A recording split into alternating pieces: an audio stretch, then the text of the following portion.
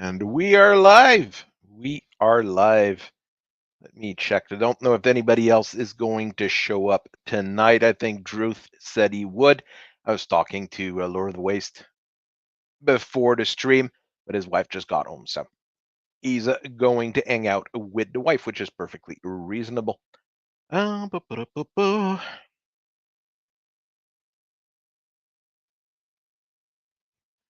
All right. So it's been a odd week, but that's my life right now. I've been having a new contract at work, so I'm working on new things. Uh, it didn't seem to impact me working on other stuff too much this week, but that can change wildly. I really don't know what the workload on that new contract is going to be, but I'm going to keep trying to do 2 videos a week because that's, well, what is pretty much expected at this point. That third video, that weird either custom mech or a random silly thing about coffee, you know, that one is always the one that I can drop if I have no time to work on it. I'm still wanting to do games every once in a while as well.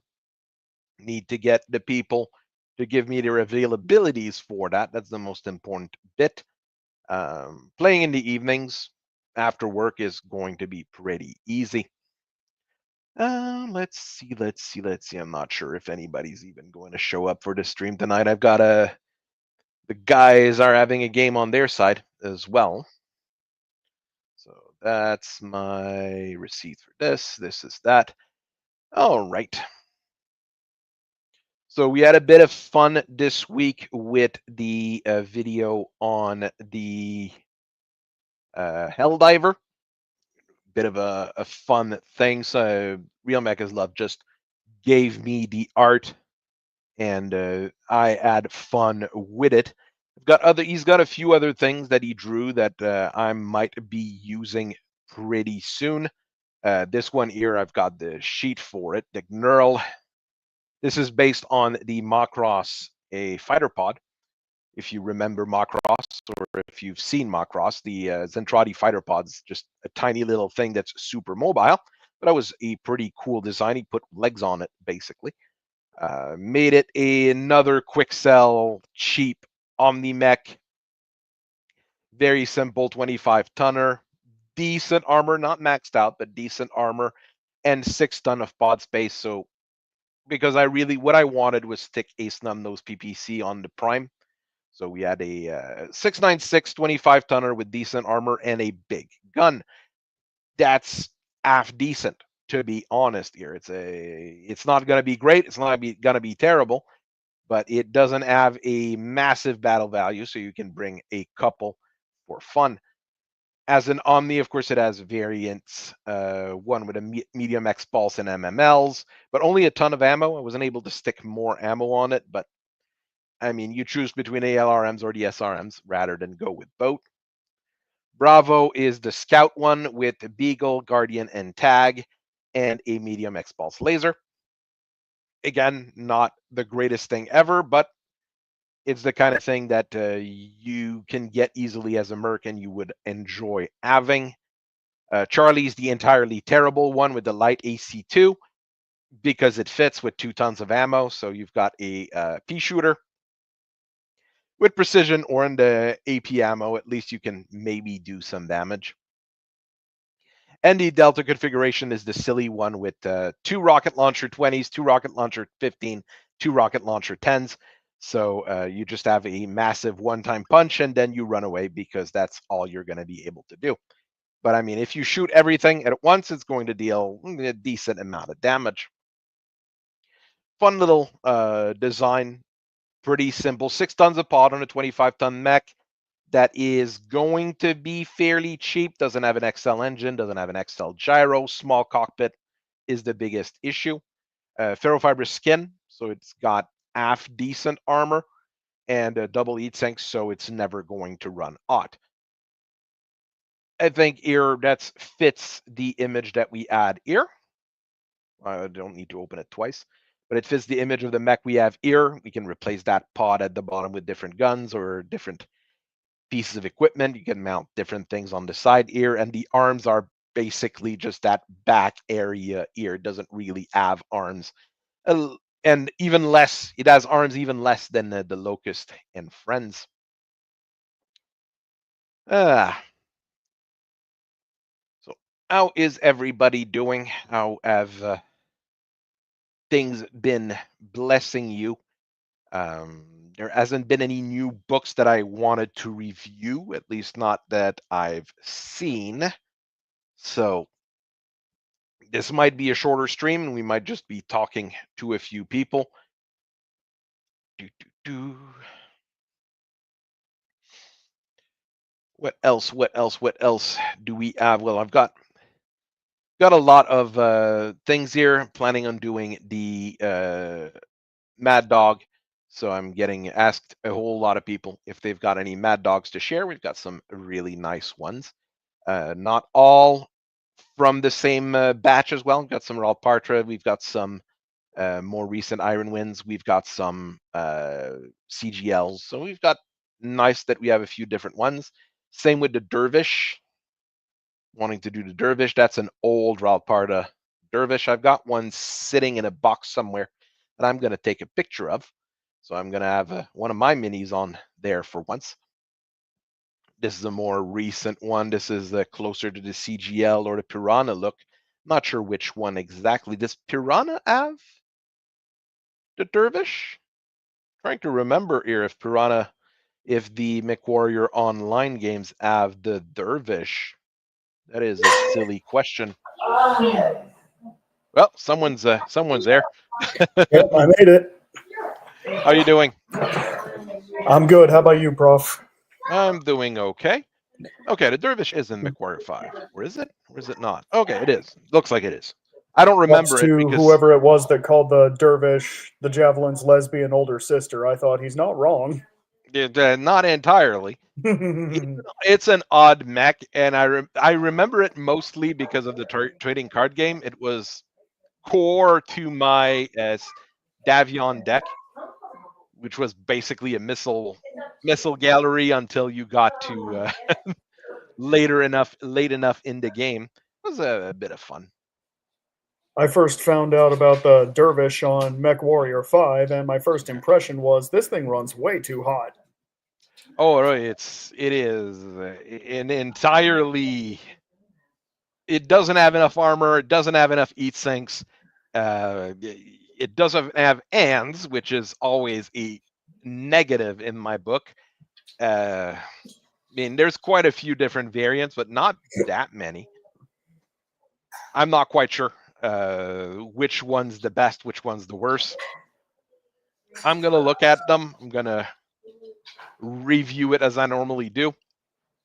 This is what makes the Dervish really good, easy to maintain, which is a very important trait if you're running campaigns or if you're an engineer.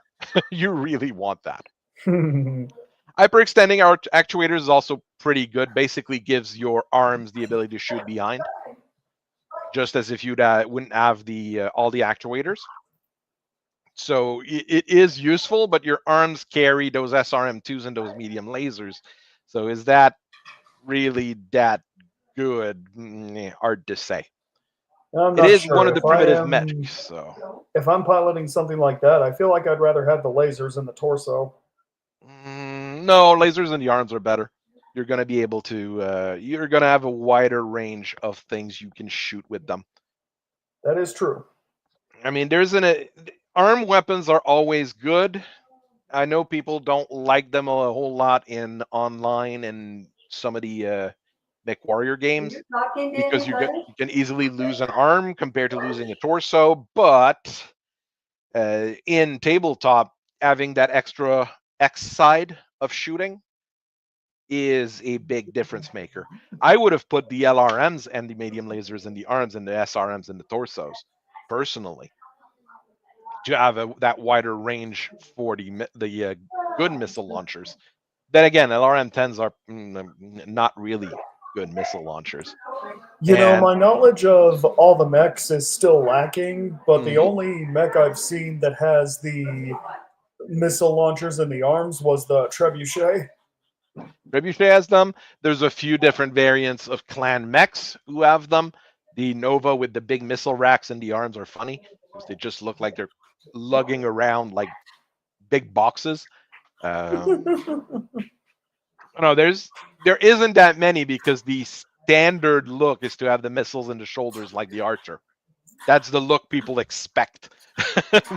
Or on the Thunderbolt with the big rack on the shoulder. That's kind of how people expect them to be. And Battletech still follows those guidelines more than you'd expect. But then you have the one of the Mastodon variants that has missiles all over its freaking body, including both its arms. And yeah, I'm Mastodon is one I don't quite know. Okay, it's really recent. Okay, that's why I've never played with that one. I have never played with that one. 2 Streak 20s, 2 ARPPCs on the basic one. But I mean, like we said here, the basic one here, shoulder-mounted launchers, and the PPC are on the arms. Yeah, the It's missile boat basically variant puts two more of those huge missile launchers on the arms as well. so pair of 15s, pair of 20s, Yeah. 12 tons of case protected ammo, and 2 medium pulse lasers. For to Just even for things out. emotional support. No, well, they're decent guns. Yeah, they are. I'd put those 2 medium pulse lasers in the back. Honestly, on a clan mech, all those missiles can shoot at point blank, so you don't really need the point blank ability. Put the lasers in the back, so if something can sneak up on you, boom, you've got it. Crusaders got missiles in the arms. You are right, Mr. Long. Which variant of Crusader, or is it all Most of of them, them? most of them do. But they changed Oh, how yeah, they there they look. are. They changed how they look over the years. This is the more recent CGL look for them. I like that one. But this one works, and this is kind of the one they use in Mech Warrior 5 and Friends as well. 5 and Friends. Well, I mean that's what More they or are. less the They're same all design. yeah. I mean this is the Piranha Mech Warrior Online one. The missile racks are the SRMs are in the torso rather than the legs because the game doesn't support leg-mounted weapons. And the missile racks look they're a little bit more sleek.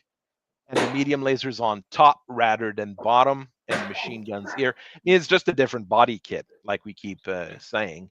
If we look at What the PGI doesn't original, like it when we have an ATM in the cod piece or in the knees. yeah, it's because I don't think PGI arranged it that way. The original Crusader, well, I mean, it's the VF1 armored, and the launcher would be in the top of the shoulders instead, which is not as useful. I mean, honestly, having it in the front of the arm like this, like on the modern one, I think is how you'd want it to be. It'd be more useful that way, I think. And the Mastodon looks like a very decent mech. I'll probably have to fight against it a couple times. But, The argument I had against the Mastodon was if you want artillery, just bring artillery, which makes no, sense. clan LRMs are wonderful. They're great weapons because they don't have that minimum. They were Which supposed is to apparently to have a minimum range of 3, but there was a misprint and they never corrected the misprint. So there you go. And I think that might be an urban legend too.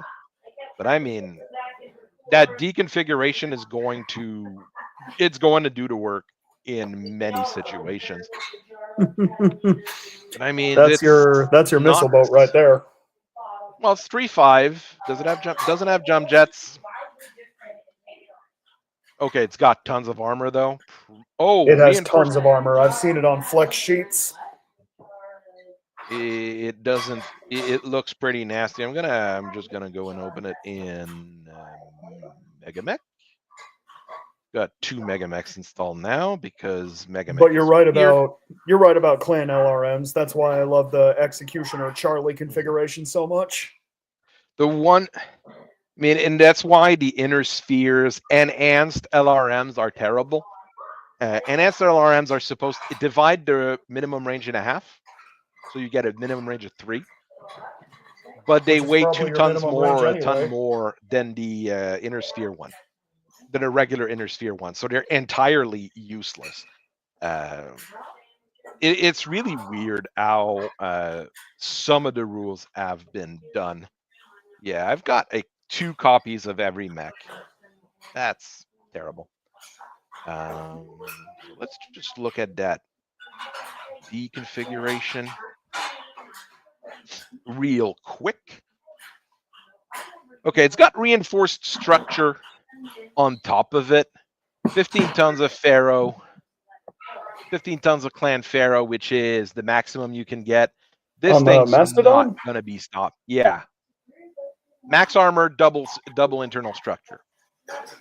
This is unpleasant to say the least. And case twos, so if the ammo go, you don't go. Oh, and it's okay. I thought it was 2 LRM-15 and 220s. No, it's 415 and 220s. Oh, yeah.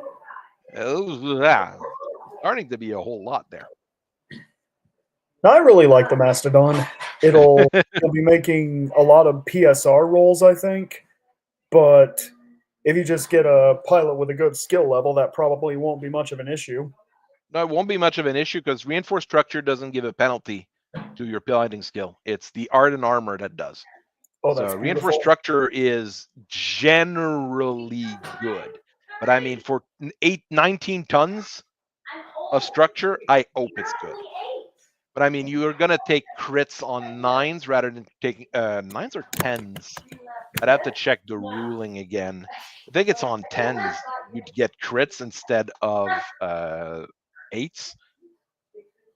So you're not going to get oh no, okay, it's you get a -1 to the crit roll. So if they have to roll a 9 to score a crit, it's quite decent. Of course, you could be silly and mount reinforced structure on top of Yeah. art and armor if you just want to make a mech that's just armor. I am the big steel box of missiles.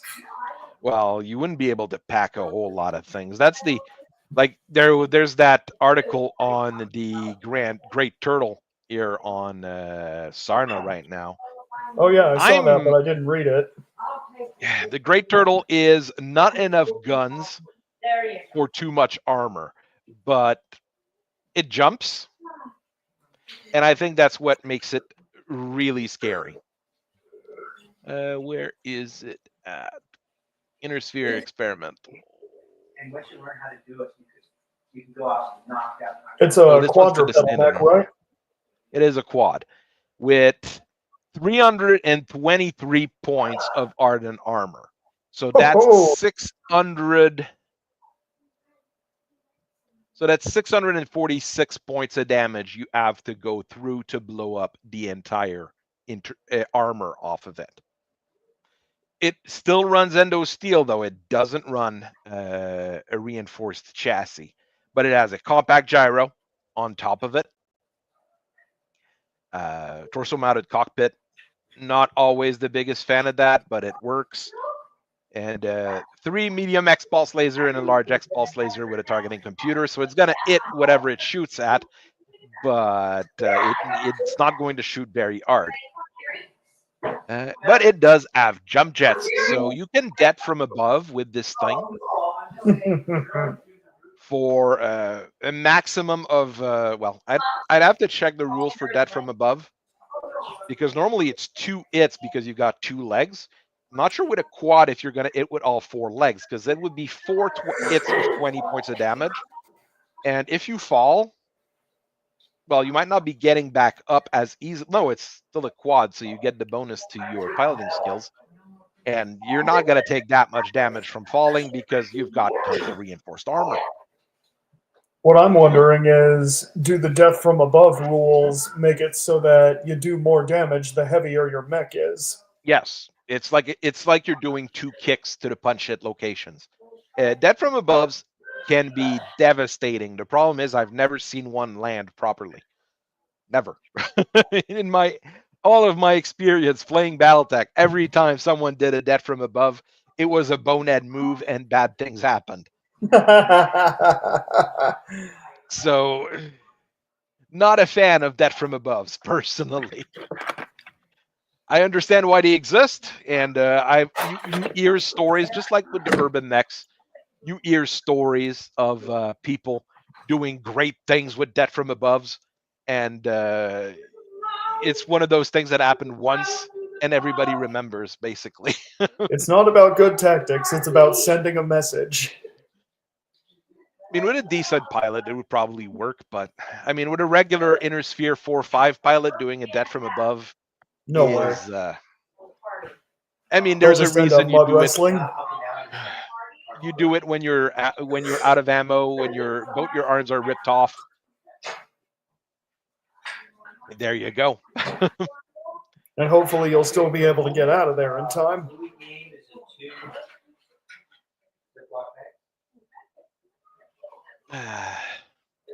Oh, hey, that's Ward down there. What's up?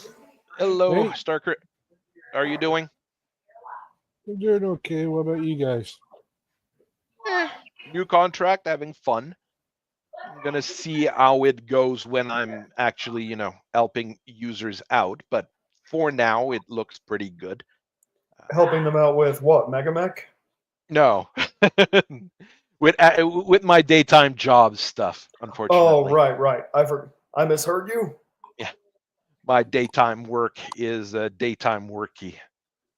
I'm not against what I'm doing at work. It's actually a pretty fun job when things go my way, and I've It's got time just to the do my people. Battletech stuff in between. So I'll give it that. And yeah, I don't know what it's going to look like this week, but yeah, and I've got plans for this week already. I've planned for next week already as well. So it's going. I've got an idea. I mean, I'm still wanting to do all of the MechWarrior 5 mechs. But I mean, I think slowing down on them is going to help because the views were good at first. Now they're dropping. So let's go back to doing something else. That's because you gotta get. They're waiting for you to get to the really good mechs. And by that Well, you I'm mean doing the mechs I'm that going to be everyone doing the wants to Mad see? Dog. So that's going to be a good one. The Mad Dog, the Timber Wolf, the Dire Wolf. I was never a fan of the Warhawk. Dire Wolf. People I are know a waiting lot of to see people like those. it, but I never was a fan of the Dire Wolf personally. It might be just the basic configurations I don't like on it, but I never Oh, was a. the 8 configuration is scary good. What is it, like a Gauss rifle and 3 large pulse lasers? Well, I've got flex sheets right here. Let me see. Dire Wolf Alpha. Let's My see. Mega Mech is messed up, but that's okay. Yeah, configuration alpha for the Direwolf. It's got a Gauss rifle, 3 large pulse lasers, 2 Streak SRM6s, and an anti-missile system. That's a lot of ammo for that anti-missile. Then again, when the rules came out for anti-missiles were very, very, very bad. So there's a reason for it. Because it used to be that whenever you used the anti-missile, you had to roll a d6, and that was how many ammo you expended. Now it's one per, so that's a little bit better. I want to see what Prometheus has on it. It's a decent machine, if I remember right. But Let's see. Direwolf Prometheus, piloted by Victor Steiner Davian. It's got an Ultra AC-20, 3 large pulse lasers, 2 ER large lasers, and an SRM-6. which is pretty decent. Yeah. Widowmaker, I like Widowmaker better though. 2 large pulse, 2 ER PPCs, an Ultra AC-20, and your emotional support lasers. I mean, it's a Warhawk with an Ultra AC-20 tacked on. I'm you, but better. The price on it is the problem. The Warhawk is going to run you a bit cheaper, probably. True.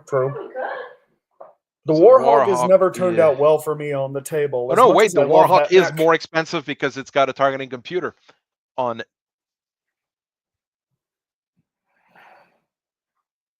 In battle value, at least. In cash, it's probably different, but in battle value, it's higher battle value because of the targeting computer, which is not very good in. Which is not very good in MechWarrior 5, so I usually take it off there. Hello, Mobius. How are you doing? Hi, We are Mobius. chatting away. What up, Mobius? We are chatting away about all sorts of mechs, which is always a fun thing to look at. Oh, apparently Hohiro had his own Daishi as well. Yeah. He I used should know one this. in Prince of Havoc against Yeah, Clan let's Blood see. Spirit. There we go. That's because I haven't read Prince of Havoc yet. It was not a very It's the good same book. family. 3 large pulse, a Gauss rifle, an ERPPC, a Streak 6, an Yeah. emotional support, ER media, ER small laser in the ed, so you can tap on it and be like, good small laser, you're doing your job. Rough.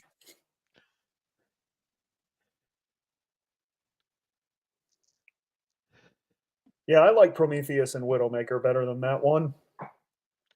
Meh. They all have their advantages. Yeah, true. Oh, it's got improved targeting long on those Direwolf. I didn't know the quirks on it. That's a pretty good one on a mech like this. I will agree to that.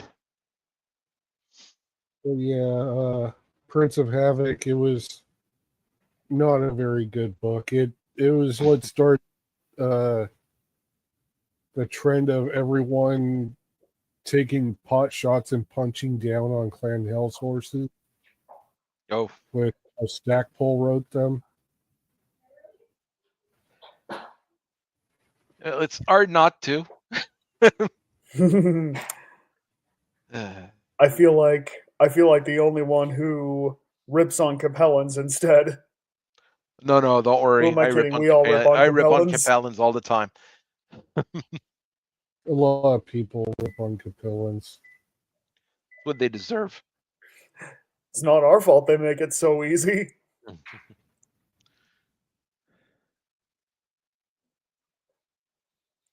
Honestly, when I was first getting into Battletech, I was listening to some Texas videos about it, and I thought, I wonder why he dislikes Capellans so much. It can't be that bad.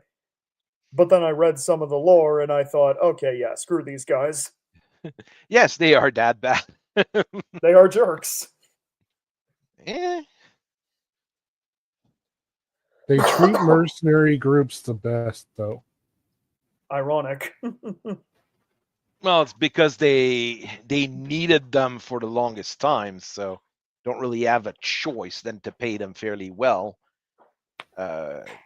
Merrick is just weird with how they manage their mercs, so there's that.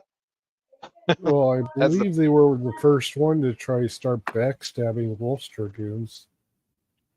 And then Everybody tries to backstab Combine, the Wolf Dragoon. And then Dracos Combine was like, hold on, I want some of that. Well, the way they backstab the Wolf's Dragoon is because of a civil war, so it's a little bit different there. It's typical Merrick behavior, you know. Nobody is better at fighting a Merrick than another Merrick. So that's the big problem.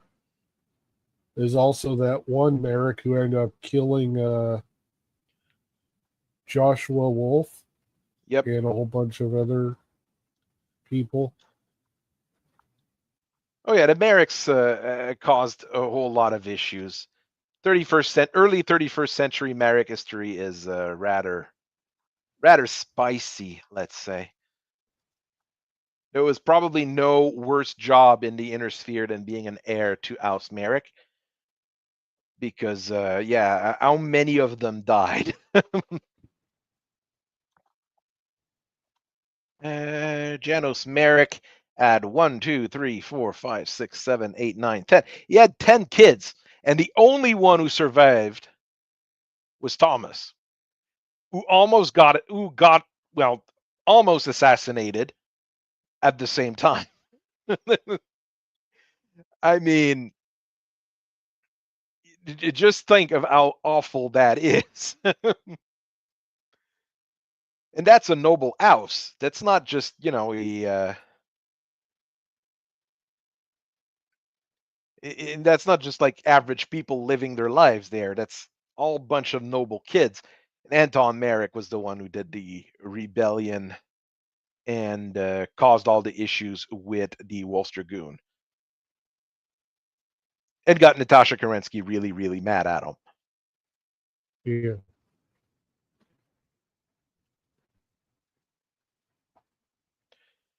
And they already were influenced by Comstar at the time. Yay, Comstar.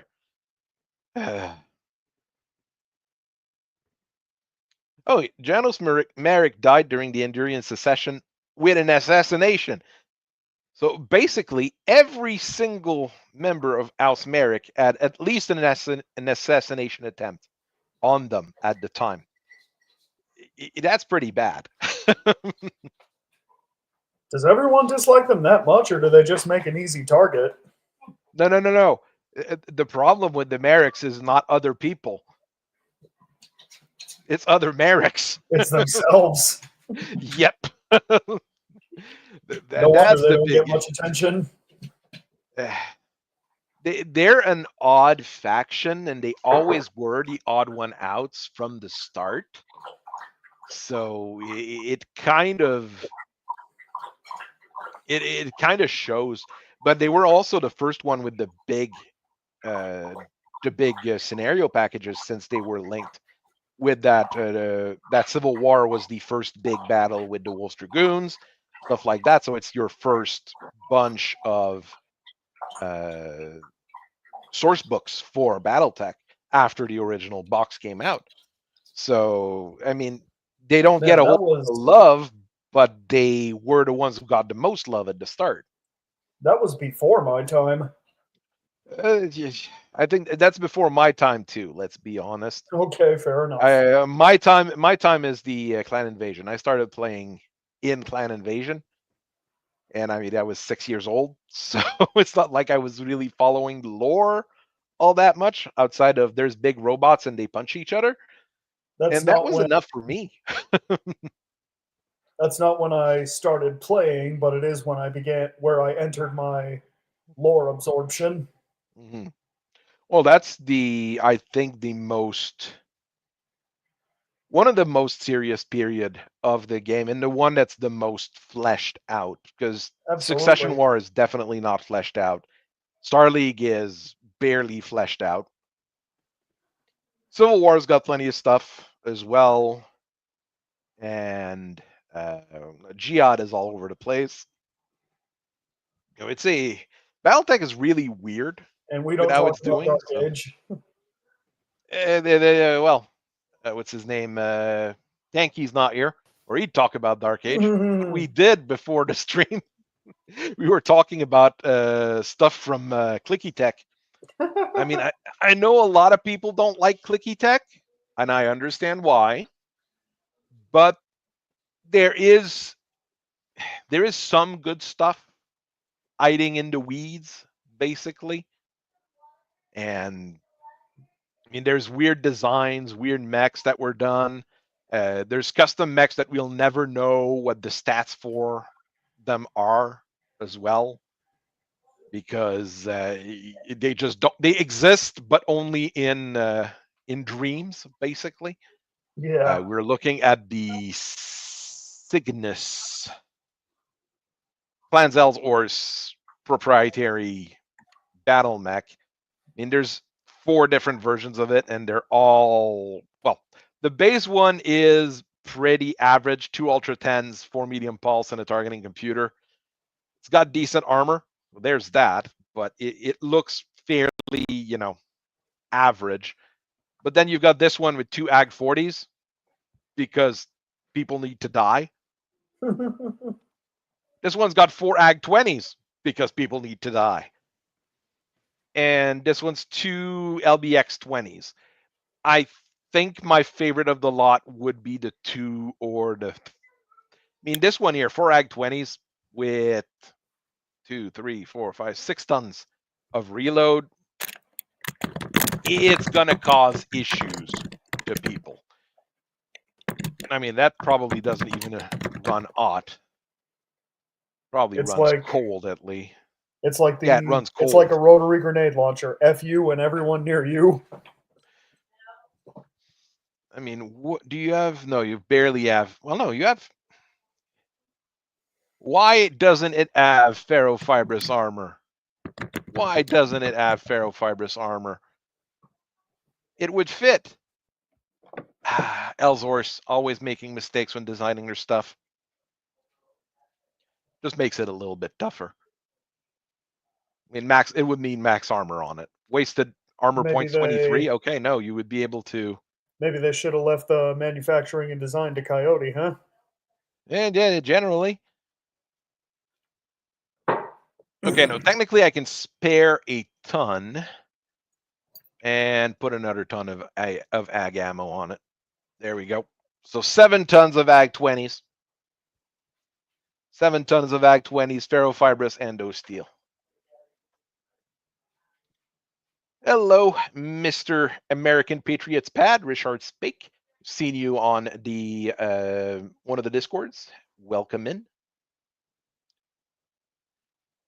David is one of my oldest subscriber, and the way it works is that I was doing comic reviews and he just stuck around. So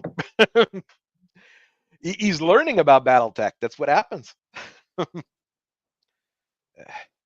Standard armor has a lower repair time, yes, but not by much. And it doesn't increase the price of the design by all that much either. So I'm not sure. I mean, if you've got room for ferrofibrous on a standard mech, it's almost always a good idea to put it on. That's my opinion. Take it with a grain of salt, obviously. If it's an Omni mech, that's a better, you've got more of a reason to think about, do you want to put it or do you not want to put it? Because 7 slots or 14 if you're inner sphere, which is just crazy, is a lot of room, which you might need to put all sorts of things. But that's the big problem. When designing an Omni, you do have to look a lot more at what you want to put in.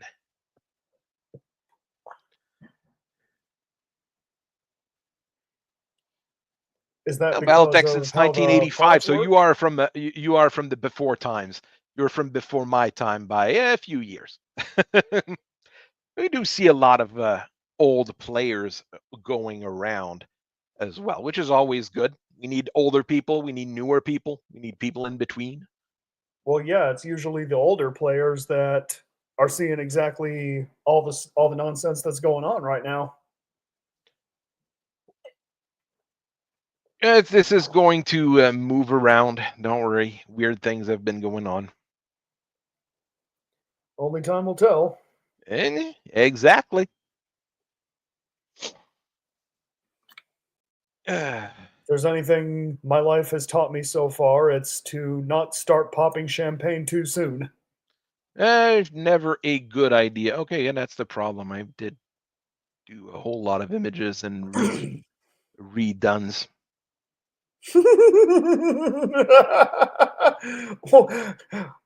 The thing that Magger just said there in the comments. I'm getting older by the second and age twice after saying this. Well, that's unfortunately how life often is. But I'm did not you getting die? any younger either, but I had a guy I'm doing training right now for the new contract, and he thought I was in my early 30s. I'm starting my 40s. I was like, no, I'm old. But did you Where die? I'm not dead yet. That's a start. Where did I put those? Ah, yeah. Of course, I put the Brotherhood of Randis Mechs in the Brotherhood of Randis folder. That's basically what I've been messing with mostly on Vengeance recently. Druff Yeah, did you've say been- say that I did do a whole lot of Free Worlds League stuff. That is true. We've got a bit more stuff going on. We've got an actual description of the Clan Protectorate. I'm gonna go on the actual page rather than the It's true. editor. These last week, 2 or 3 weeks, you've been pumping out updates like crazy. Well, I've been trying to put things in perspective and put things in blocks so people can use those blocks, which is the important things Absolutely. we've been using. So we've got the Clan Protectorates. I mean, I'm basically going around the smaller nations and trying to integrate them properly. Clan Protectorate is not really a nation; it's a province of the Free Worlds League. So we've got a few different things here. Someone is typing very loudly. Not sure who. That might be me, my mistake. Probably. It's okay. Is that better? A little bit. Yeah. So that's why it's like this. I probably need to do an actual write-up on the Silver Rock Coalitions, but I'll need to read up on the Silver Rock Coalition itself a lot more and past things about it. I've got a few. Well, I've got a galaxy. I've got a regiment from the Clan Protectorate, the Silver Rock Irregulars. Got a bit of a thing there, and the First Free World Guards. I've got their thing written up. So we've got a bit of a idea of who's who and integrating our some of the existing characters. I haven't redone a picture for Trenton Merrick because this is actually probably one of the better ones that they've done. I can't identify which actor this is because normally they're all, actors that they draw over. This one, I have no idea which actor that would be. It actually looks okay.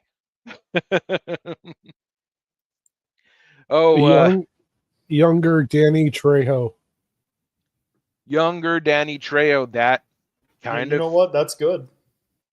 But that's a good look for him. So that's I think this character was created with the Clan Invasion package for someone, and they kind of made him half decent. I did add up to what was already there.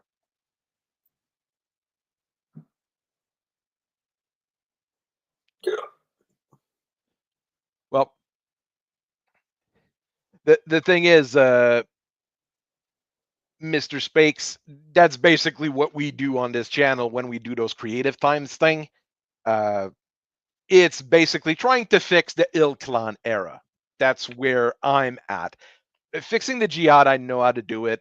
It would be it wouldn't be very different, but everybody's got their own ideas for that. What I'm really working on is this after the last book by our friend David Blake, Mr. Blaine Pardo.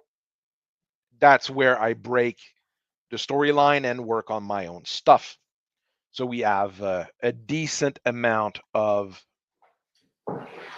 I was going to say a decent amount. I think at this point we've got a good amount of stuff. Are you talking? Are you talking Blaine's book, Hour of the Wolf, or No Substitute for Victory? Hour of the Wolf, the book for the Il Clan, basically. Yeah, that was the kickoff of Il Clan, but the last book he wrote for Battletech before the Pardozing, as I call it, was No Substitute for Victory. Okay. I did switch Trenton's mech. He's supposed to be a rifleman, a regular rifleman, but having fought Clan Wolf, giving him a rifleman 2C3 kind of makes sense. It's not a good mech, but it's fun.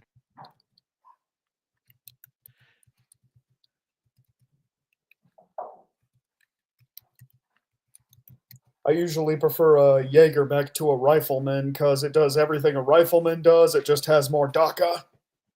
And can I say I like the Galahad more? The Jaeger mech is nothing more than Lizzo trying to identify as a rifleman. That's all a Jaeger mech is. That is mean. That is mean and I'm not nasty. apologizing. You don't need to. I will be okay with you not apologizing. See, I mean, this is where's the the good lie? rifleman. This is the good rifleman with 2 Gauss rifles. If the plane is in anywhere close to it, it will die. And of course, obviously, well, there's the even better version. Because the clans know how to do their stuff.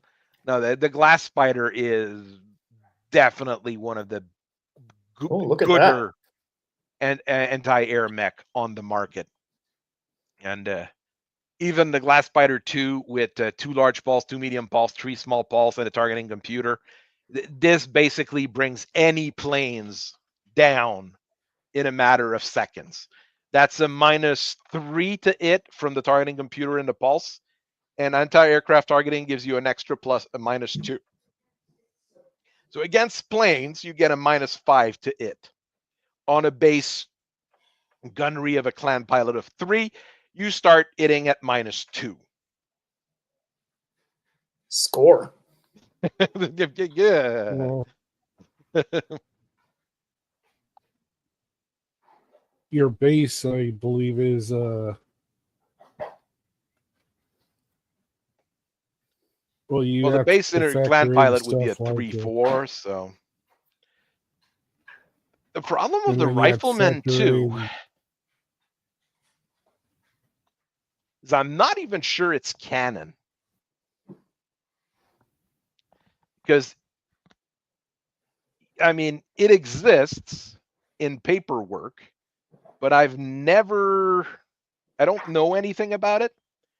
I don't have anybody that ever built it. The only place where it has it is a special config in Turning Point, New Dallas. turning points are considered canon, I believe. Okay, so I mean, there's a Rifleman 2 that exists, but does it really exist?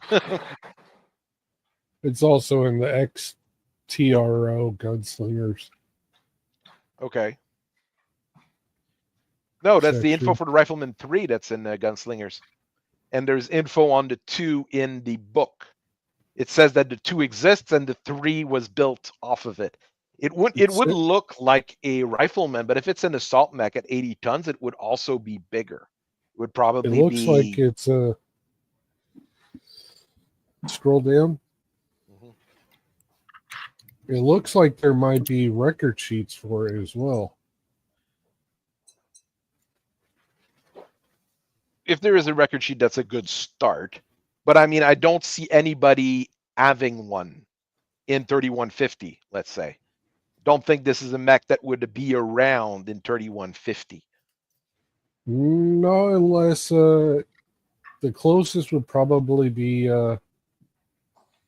someone who had access to like the New Dallas Memory Core, maybe. The problem is that the people making them, Kalon, is generally very around Terra and friends as well, or all the way in Termopolis, which is Raven Alliance territory. So who knows who really builds it? But they build Timberwolves over there. They build Timberwolves in the boonies of the Raven Alliance. Go figure. No, the Raven Alliance builds a lot of those early clan invasion mechs. If you start digging into the different books and the different things, you start finding out that right now, who is building this? Well, the Raven Alliance in the boonies. Ghost Bear builds a decent amount of weird stuff too, but this Jade Falcons build their own modern things. Clan Wolf builds a whole lot of standard battle mechs and C refits. So Else is Clan Else, and they're like, hey, let's make a tank with legs and jumping and Data Star vehicles.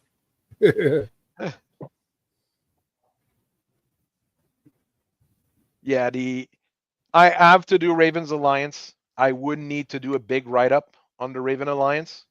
That's might be this week, depending on things. This one's a bit harder because there is more stuff I probably need to research on it. I mean, for a lot of those things, like this guy here, Emerson Vincent, we have 3 lines about him. No, 2 lines about him in a book.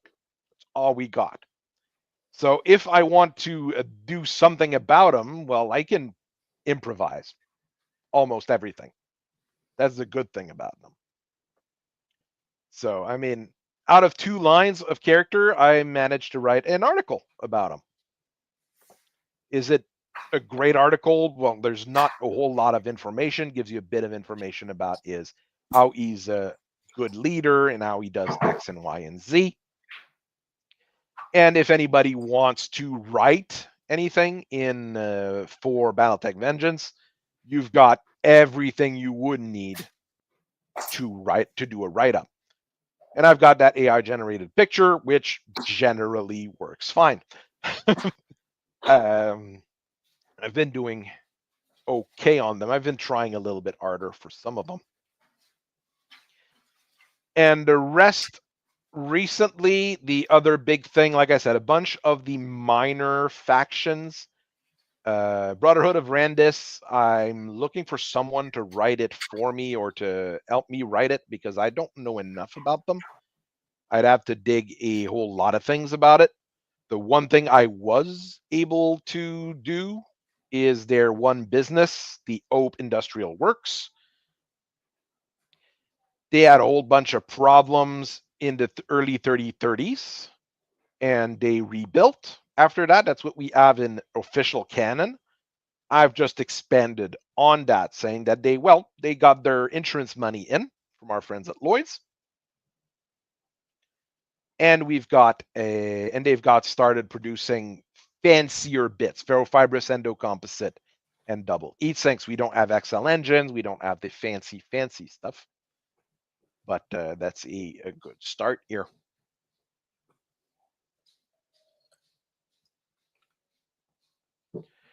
Thunderbolts are always I'm just good digging mechs. that logo. I just asked the AI to generate something like a cyber Christian, and it kind of worked.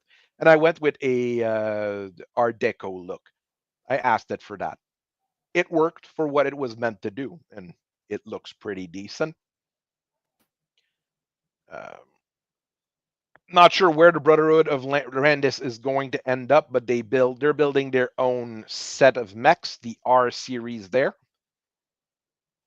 Got a basic commando based off the Marion commando, so rocket launchers build.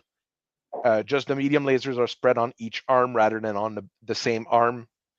Just a little bit better there. You've got ferrocomposite, ferrofibrous, and more armor. Armor on a suicide mech is always weird, but there we are. A rebuild of the Dervish with case, ferrofibrous endocomposite. So it's basically a Dervish. I mean, it's got the exact same weaponry, but it's got double heat sinks, so it's not going to run you too hot.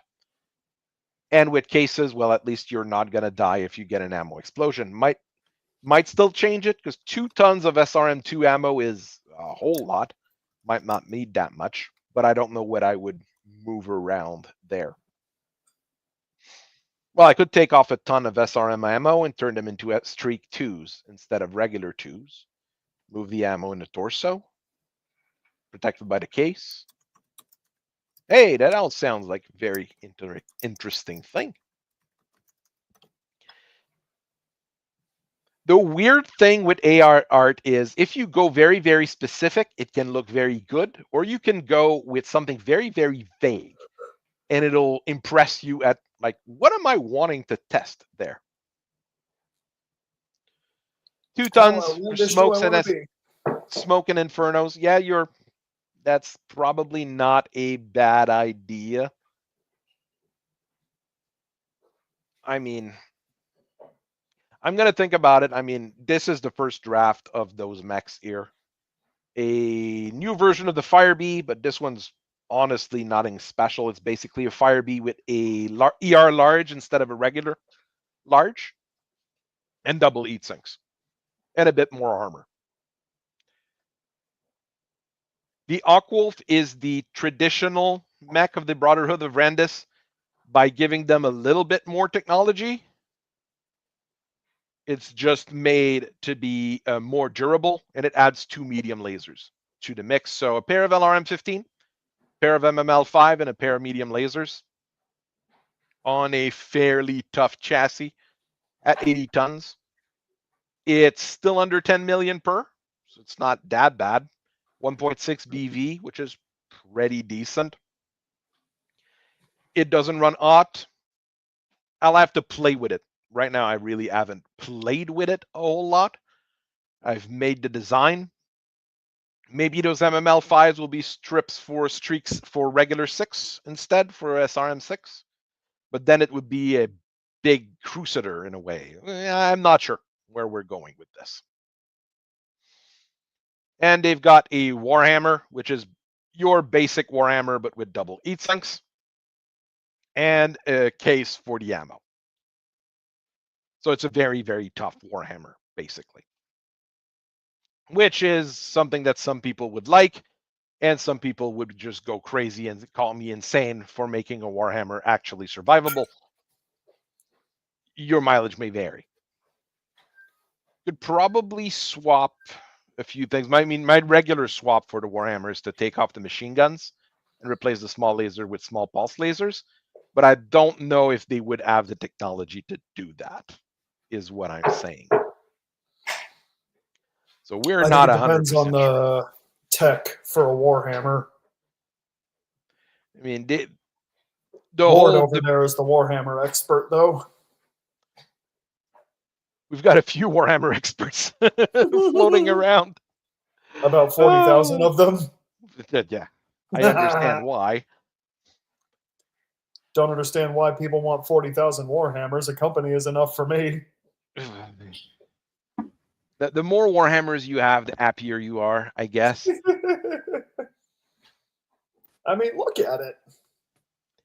It is probably, I mean, it is one of the odd designs. I mean, when you watch Macross originally, you see it for a couple seconds. I mean, it's one of those things that's just walking around or dies. But it is one of the better looking ones of the bunch. That one and the one that turned into the Archer, those are probably the 2 better looking ones. Yeah. The one that turns into the Rifleman, the Spartan X, I have a harder time with it, let's say.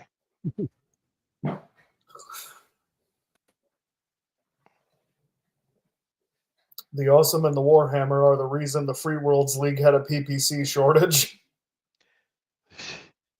Basically, there's no questions there. I mean, the Awesome is awesome. There's no questions about it. The Warhammer is just great in general. If you just need to build a mech for a faction, I mean, having a Warhammer is a good start, let's say. And with what I've done for Randis, they basically have their full lineup. They've got a heavy, they've got an assault, they've got 2 lights and a medium. So they've got a little bit of everything. Warhammer is a good all-rounder. There's issues with it. I don't like it having both the small lasers and the machine guns. Like I said, take out those machine guns, the ton of ammo, put in more armor and small pulse lasers. It would be a better fit. But of course, if you don't have access to the small pulse laser because you're playing Succession War, there's all sorts of things going on here.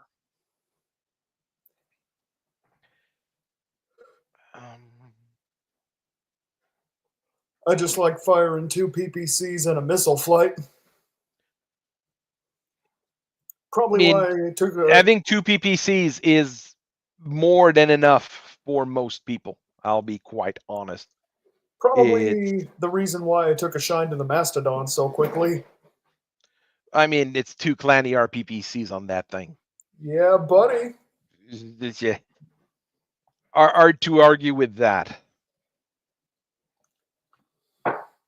We've got an actual bit of write-up on the Duchy of Endurian. What we have right now in official fandom art and whatever is still quite limited. So I'm trying to make it a little bit more. I have to dig up and read up more of their history, but I made a big section on the culture, which I think is a bit of the important bit there. I They would agree. not If care at you all about the clans because they never were impacted by the clans in any way, shape, or form in the history of Battletech. I mean, they never messed with Endurian, and then the Endurians never messed with the clans. So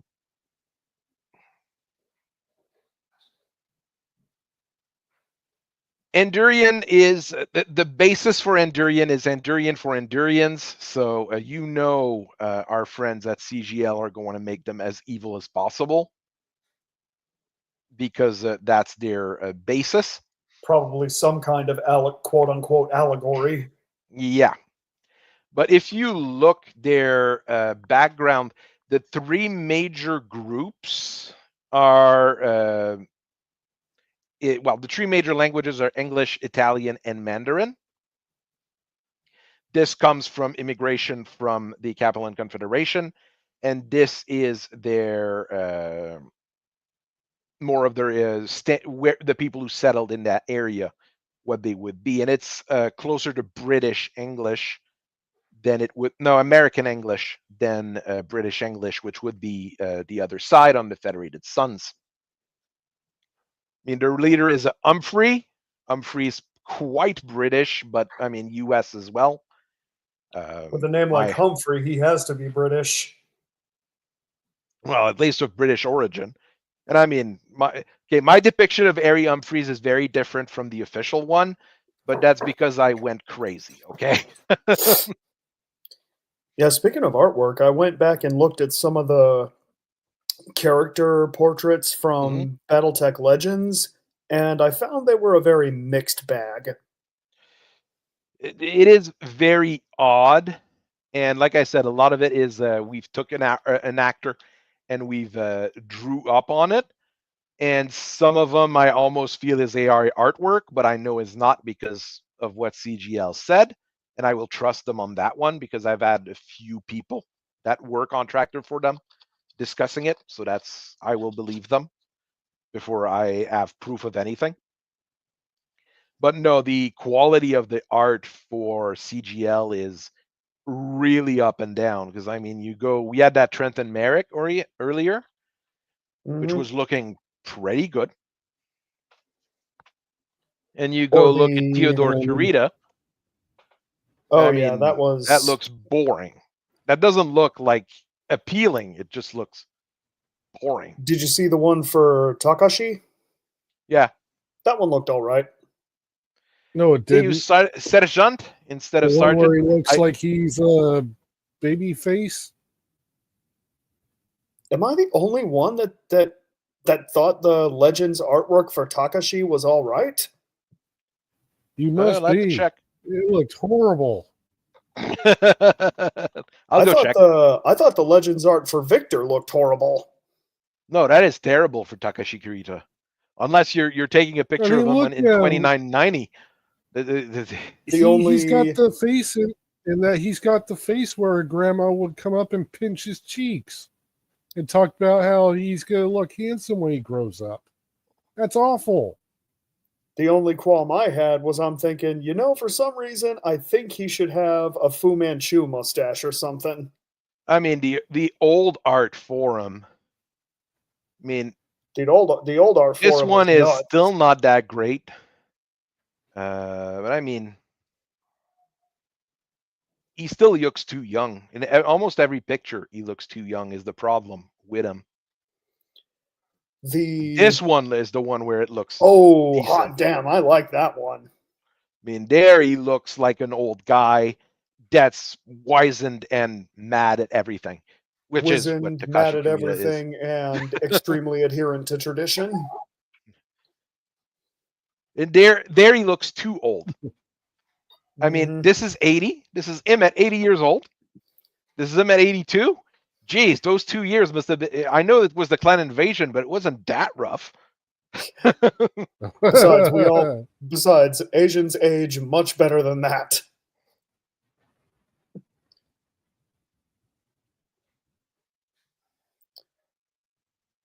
I mean, he was old. So let's face it, Takashi Kirito, when he died, was really old. Yeah.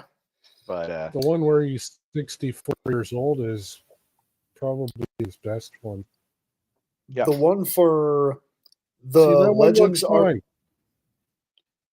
The Legends art for Victor Davian, I didn't really like that one. He looked like some angsty teenager. well, that's what he is. So. He was, I mean, yeah, he was a teenager, but not looking like he just came out of his edgy or preppy phase. It's because the face doesn't fit the body. Yeah. They drew the art for the bottom there, and then they put a head on it, and it doesn't look right for that one. I might be alone in this too, but I thought that the Legends portrait for Hansei Davian was all right.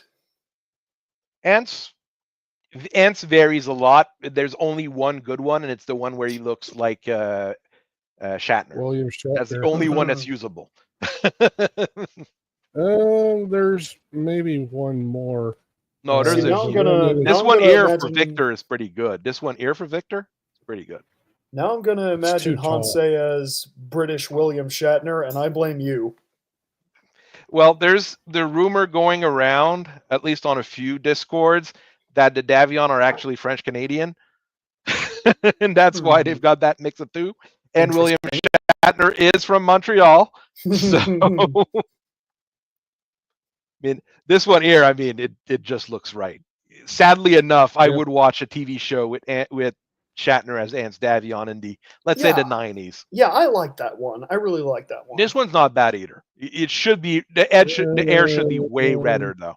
He's supposed to not just be a redhead. He's supposed to be a firehead.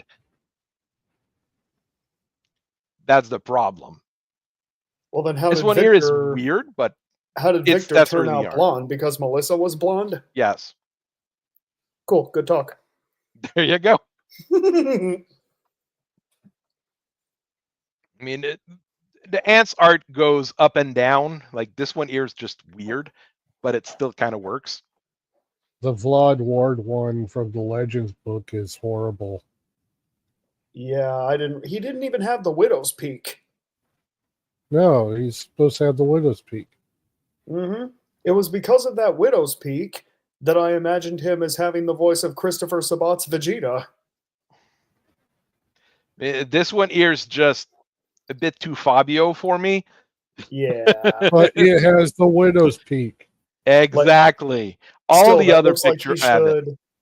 That looks like he should have just stepped off the cover of a Spanish romance novel or something. That's one of his best. That's his ones best right one. That's the best one from that. I like that one a lot. That's probably I think that's probably the second best. The best would probably be the one next to it, because you got more soul in this picture. By Jared Owen. Thank you very much, Mr. Owen. There you go. Oh, there's quite a. There was great art for BattleTech. Let's be even the quite one. honest. Scroll down. Even the one for the card game looks like it would fit. The upper row, far right. Yeah, the Fabio one. Yeah, this one is. No, the one next to it. The one next to it. Him yelling at a poor recruit. Yeah. Even then, he just looks like someone just pissed in his coffee. Well, that's Vlad Ward's entire life. People pissing in his coffee. So free birth scum.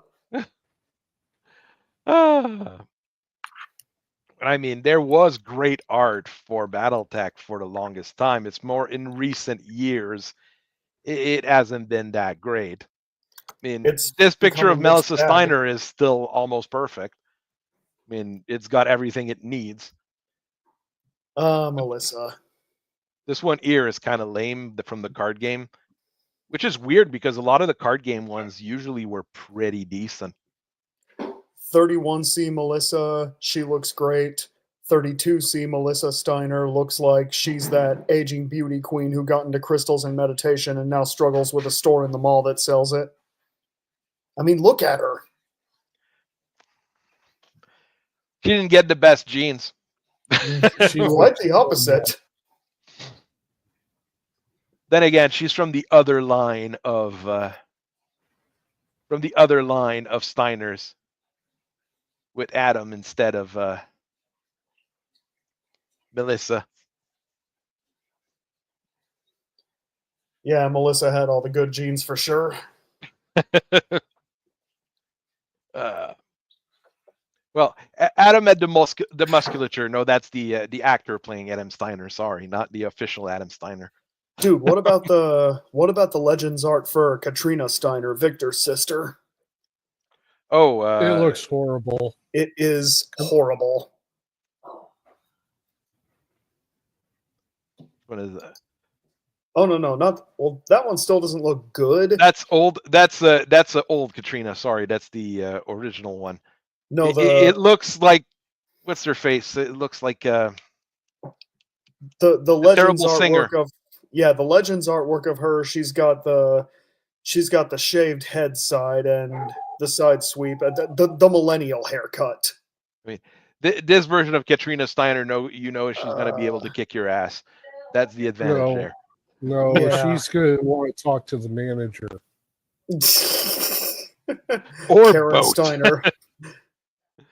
Katrina Steiner. Storefront. And that one looks like the Mariah Carey with bleached hair. Yeah, that's the one I'm talking about. This one. Oh no, she doesn't have the side shave. It's just that this side she's pulled back. Yeah, I guess so. It's not great. That looks awful. That looks awful.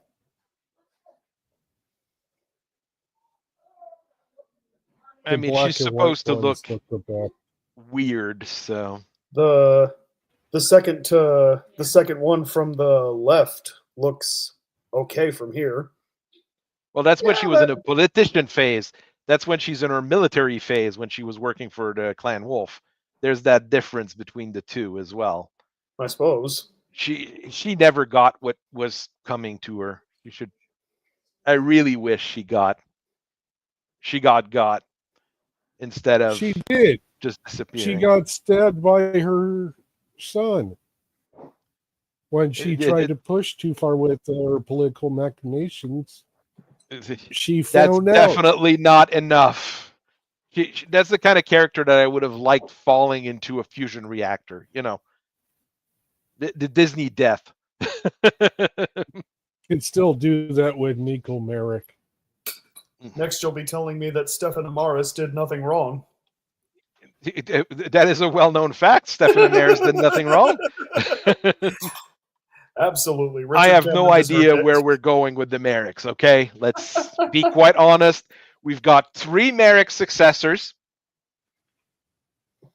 We've got Trenton Merrick, who's also, very far.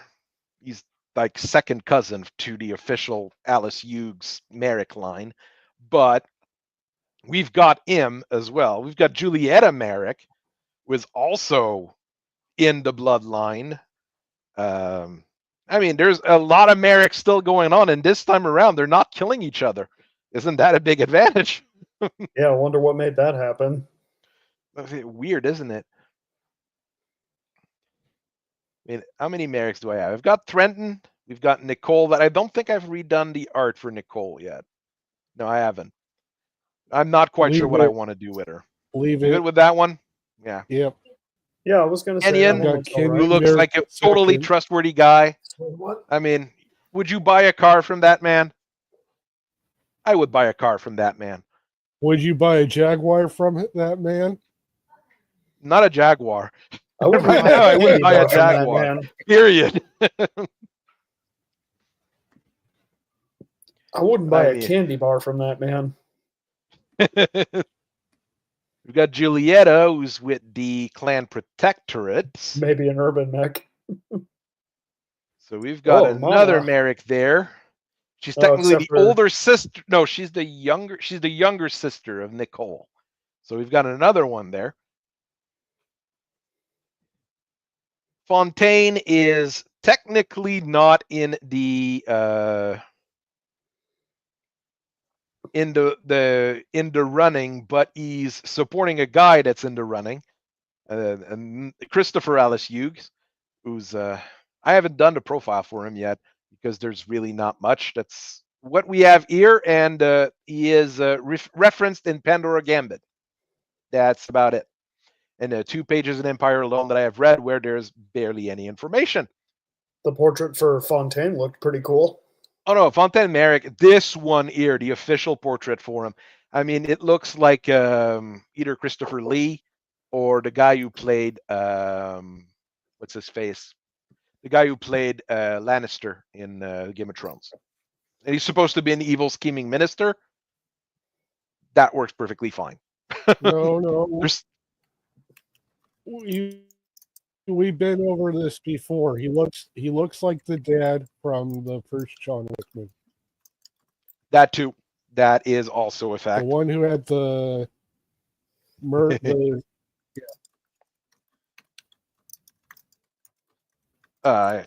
John Wick is such a great movie. It is such a great movie. It's Keanu Reeves playing one of the only 2 characters he can play and playing it dang well. There you go. And then we're gonna see him No, as he could play Shadow pretty multiple soon. That'll be characters. fun. Interesting.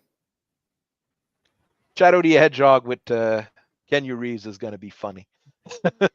Okay, imagine Keanu Reeves saying, "This is like taking candy from a baby, which is fine by me." Oh, that's gonna be. I can't wait for that movie. Sonic 3 is going to be either so ammy it'll be enjoyable, or it'll be like the other 2, which are just enjoyable. Period. So I don't know where it's gonna land. And Jim Carrey is still doing Robotnik. I don't care what some of my friends say. I think he was a nice choice for Robotnik. Oh, he is a fantastic choice for Robotnik. In the first movie, he was weird, but that was meant to be like that. When you see him in Sonic 2, you're like, oh yeah, that's Ivo Robotnik. That is definitely Dr. Eggman. He might have been the best Robotnik since Long John Baldry. He's great. No question there. And Keanu Reeves as Shadow the Hedgehog, you know he's going to have fun with that role. Oh, apparently he did, which is going to be weird. Well, there's still a few. I mean, I've got Vetted Brewer that I might want to redo because Idris Elba, I mean, he's in everything. He doesn't need to be in Battletech as well. I don't think I've redone any of the Steiners. Yeah, I haven't done any of the Steiners really. I mean, that's not an original character, but I mean, that's a guy with 2 lines in a book. So I mean, I wrote something for him. I think he dies, doesn't he? No, this one's the one that retires because he has a heart attack. Yes, I do weird when I write characters and I do stuff like that. I do go with like, yeah, what could be a good ending for him or where they're going. So yeah, this one has to retire because he has a heart attack, which is a thing that happens.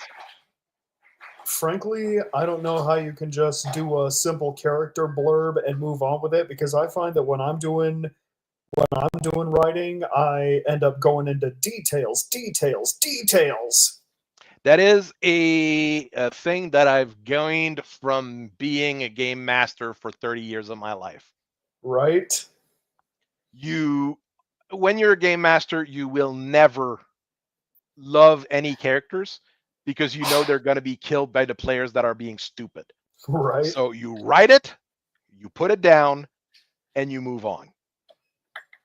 And then you hope the character doesn't die a stupid death. The longest character backstory I ever wrote was 21 pages. I counted. That's the thing. You're never. I'm never. I mean, I do replicate have that. some longer ones right now because I am trying to make him longer. but it's always hard for me because, like I said, I've got that game master mindset. I'm going to design a character, fit it into a story and a role, put it there, and if I want to expand on it, I'll be able to. And then you've But got Old Man Henderson with the 320-page backstory of certain Doom. there you go. But I mean, those, strangely enough, those two that are fighting in a random battle on the Duchy of Andurian, Ramona March and Viviana Aranda, I tried a bit harder. Put in a few more like blurbs around them, little bit more details on their personal lives, just to try to flesh them out a little bit more. And I'm going to try to keep fleshing the characters out a little bit more. But I can't flesh them out too much because then I'd fall in the same trap you are, which is I'd be focusing on a single character when I have a few people writing and helping me out right now, but I don't have anybody working on the Bible with me. Well, I can afford to focus on one single character. That's the thing. Yeah. On my side, it's a lot more difficult. Yeah, we'll go with a lot more difficult. This one here, I wanted her to have a bit of a grayish hair, and I asked the AI like 12 times to give her gray hair, and it didn't work. So I guess that's how it came out. With the Centrellas,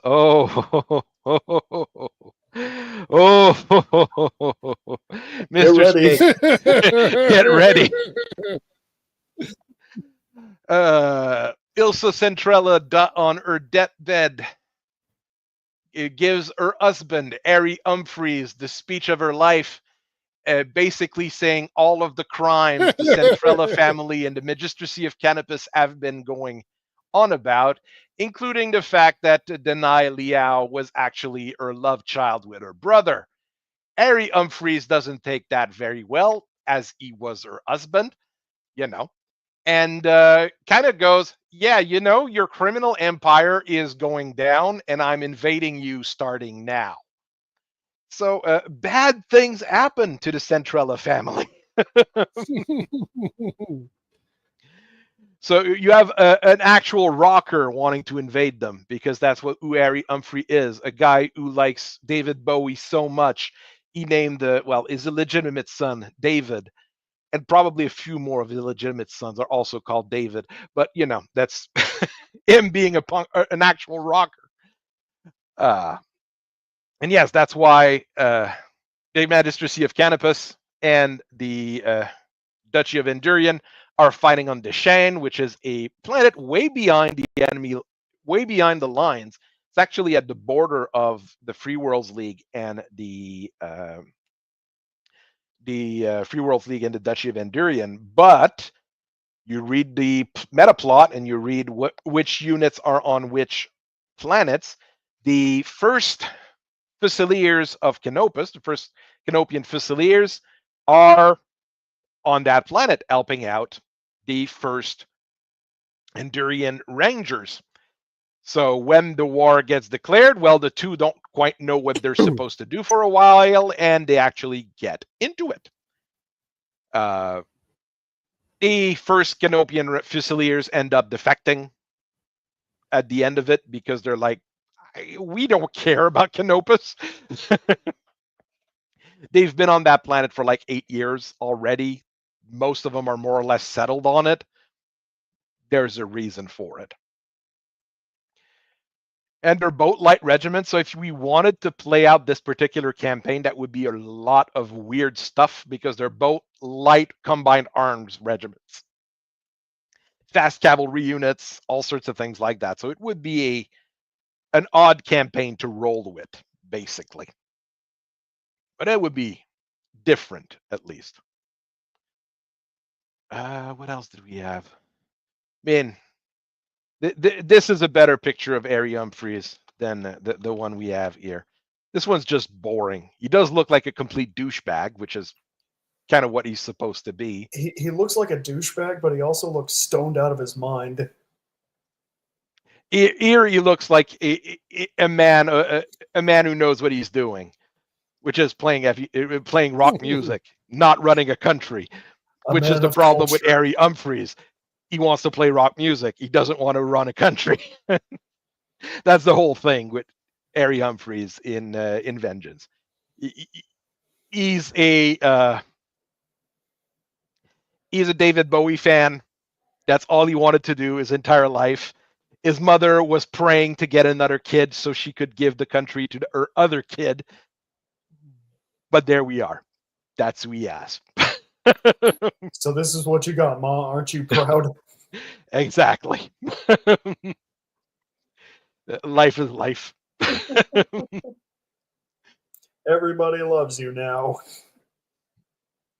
I mean, that like I said, that's when I have fun with it, and I'll probably need another thing. I need to do the write up on Canopus actual, but that one's also going to be hard. I'll probably have to read through the Periphery books just to be able to get it right. This is the one trying to run Canopus after Ilsa Centrella dies. But I'm not following this ear. She's a Wolverine Infiltrator instead, making it a little bit more fancy.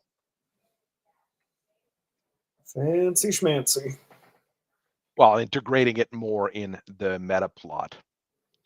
The other groups that I've done, okay, I did this ear is just because I was reading through the Duchy of Endurian stuff, and they've got those training institutes just about everywhere. So I did a quick write-up on training institutes. I might do it with a few other groups as well. It's not super essential because most of them, what you get in Sarna for it or what you get in the original books for it, is pretty good. Those ears, because they're supposed to be closed and reopened by Endurian, but we get no details on them outside of they were reopened by the Duchy of Endurian. Okay, what else? That's it. Okay, I've got a random paint scheme here at the bottom.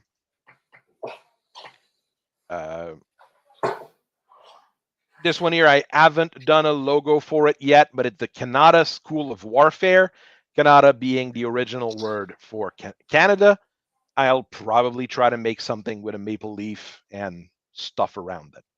Yeah, I was going to ask you about that because I saw the update being posted. Is that a Merc Training Academy or something? No, it's a military training. It's originally opened in this 28th century, closed in the middle of the Second Succession War, but not quite closed because it never was nuked, never was anything.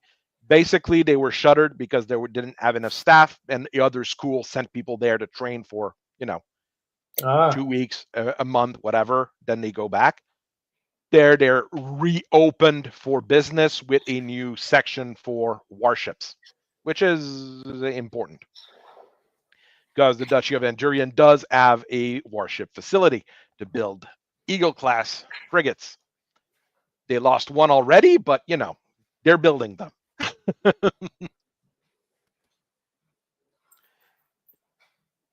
Well, they didn't lose it. It was stolen from them. Let's go with that. It was stolen from them.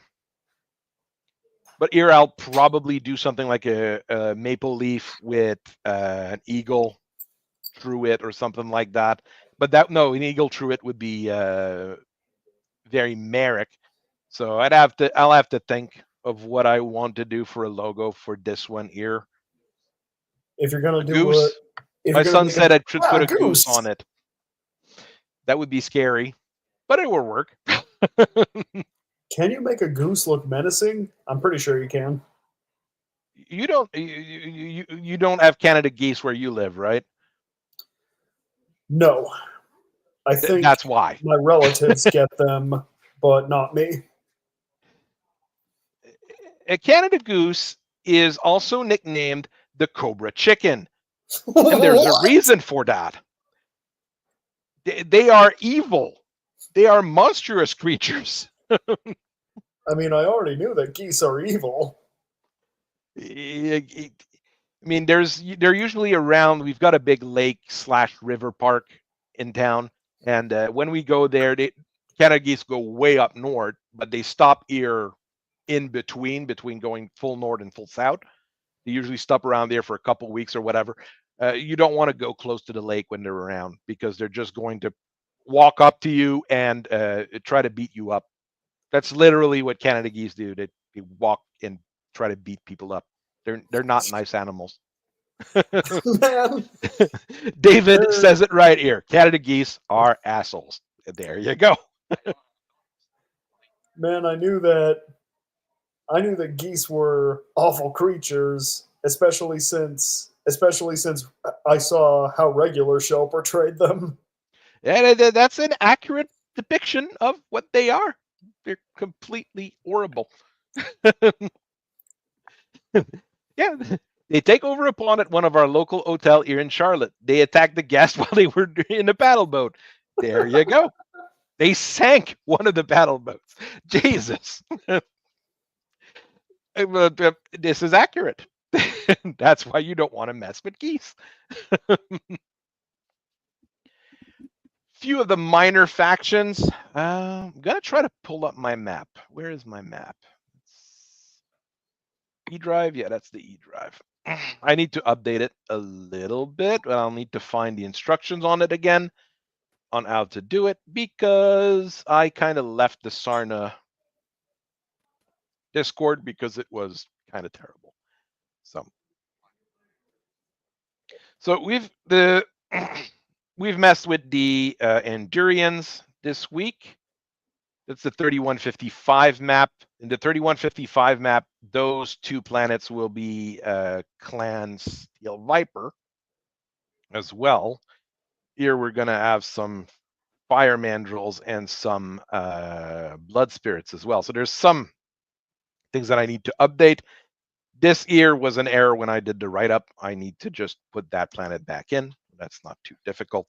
That's one of the factions I wrote in the Filtveld, which is a breakaway Fed Sons group. The Rimward Alliance, that's going to be a major work, so I'm not going to do that just yet. So here we've got Endurian that ate up a bit of the Liao as well, but that was normal, it was to be expected.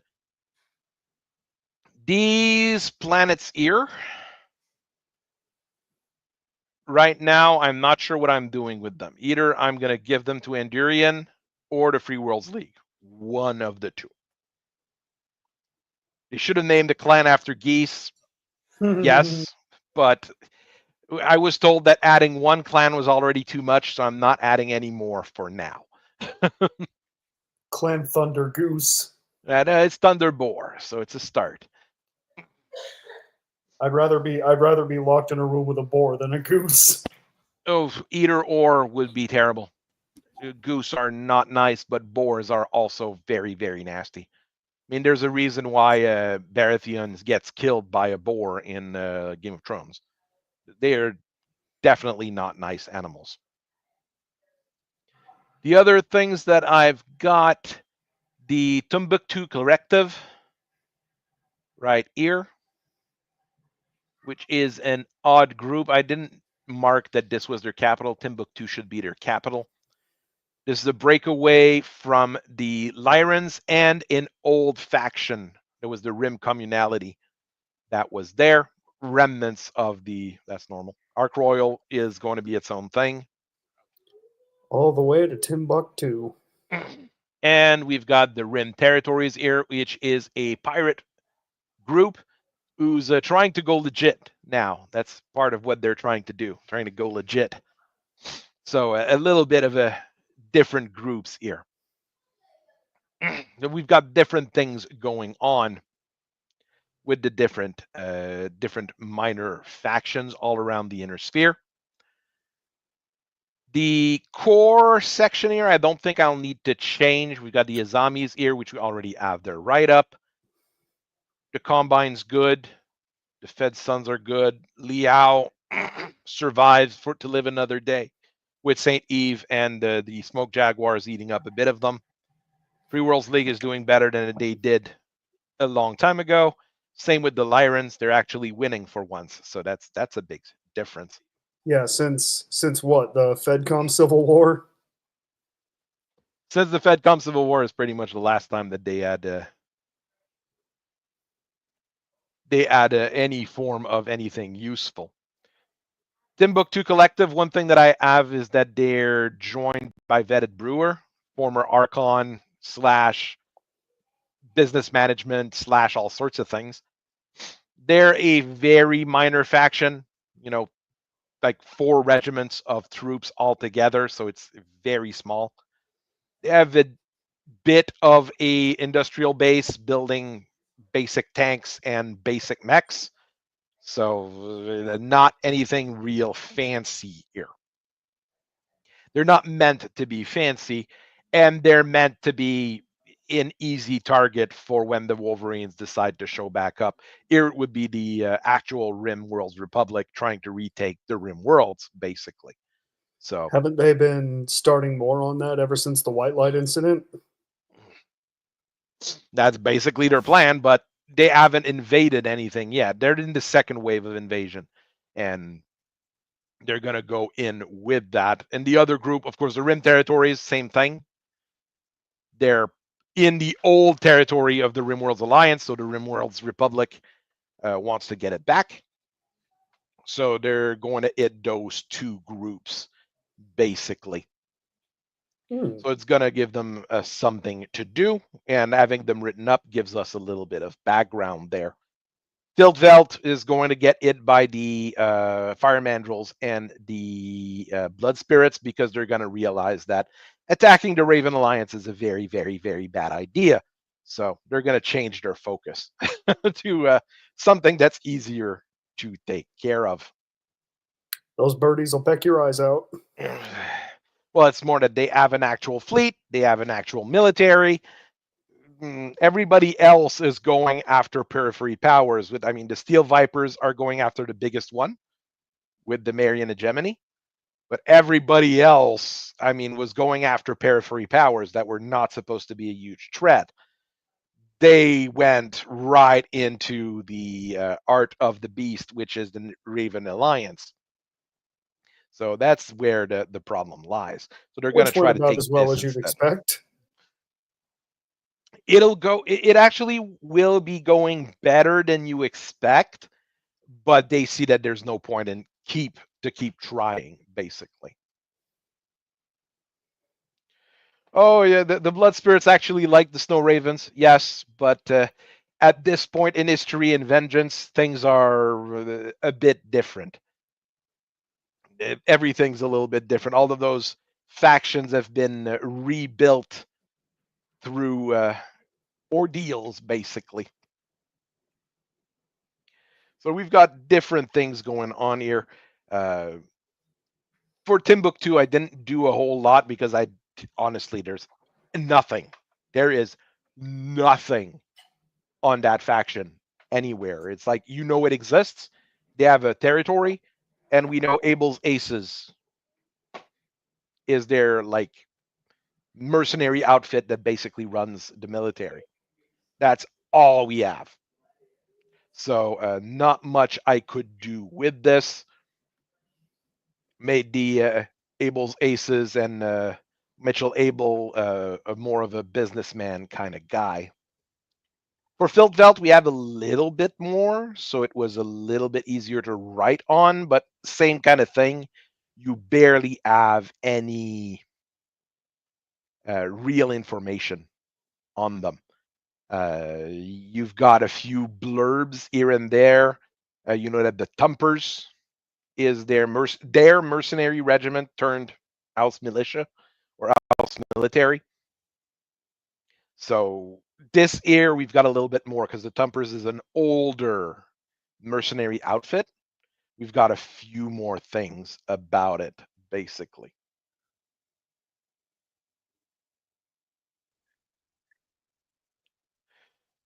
I mean, Richard, if you want, you'd probably have to watch some of the previous streams and stuff like that.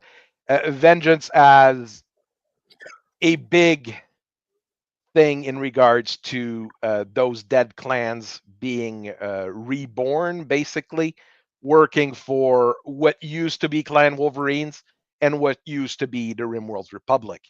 So there's a pretty big difference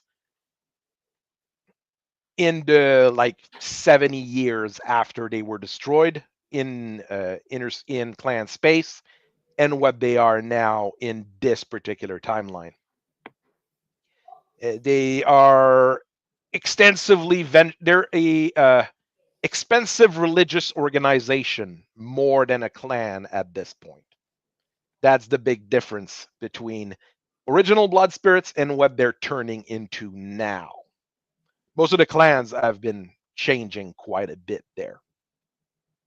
Steel Vipers are the closest one to still being an actual clan. And well, the Wolverines are no longer a clan whatsoever. And the clan Burroks, they're too happy being pirates to, actually be a clan at this point. Hey, it's MSK. How you doing, MSK? Haven't seen you in a while. Well, I do see you post.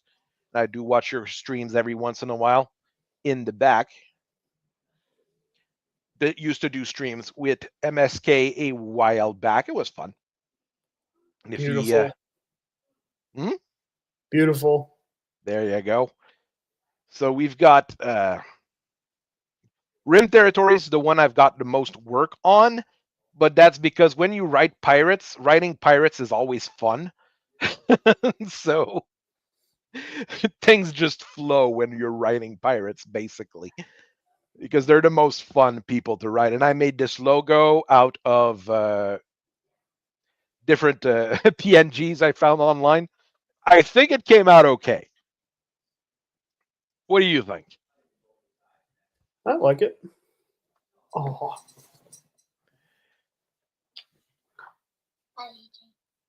So basically, they're a bunch of pirates. There's at least some books and some history on them, so you can work out things out of it. So at least this was a little bit easier to write as well, to try to build something out of.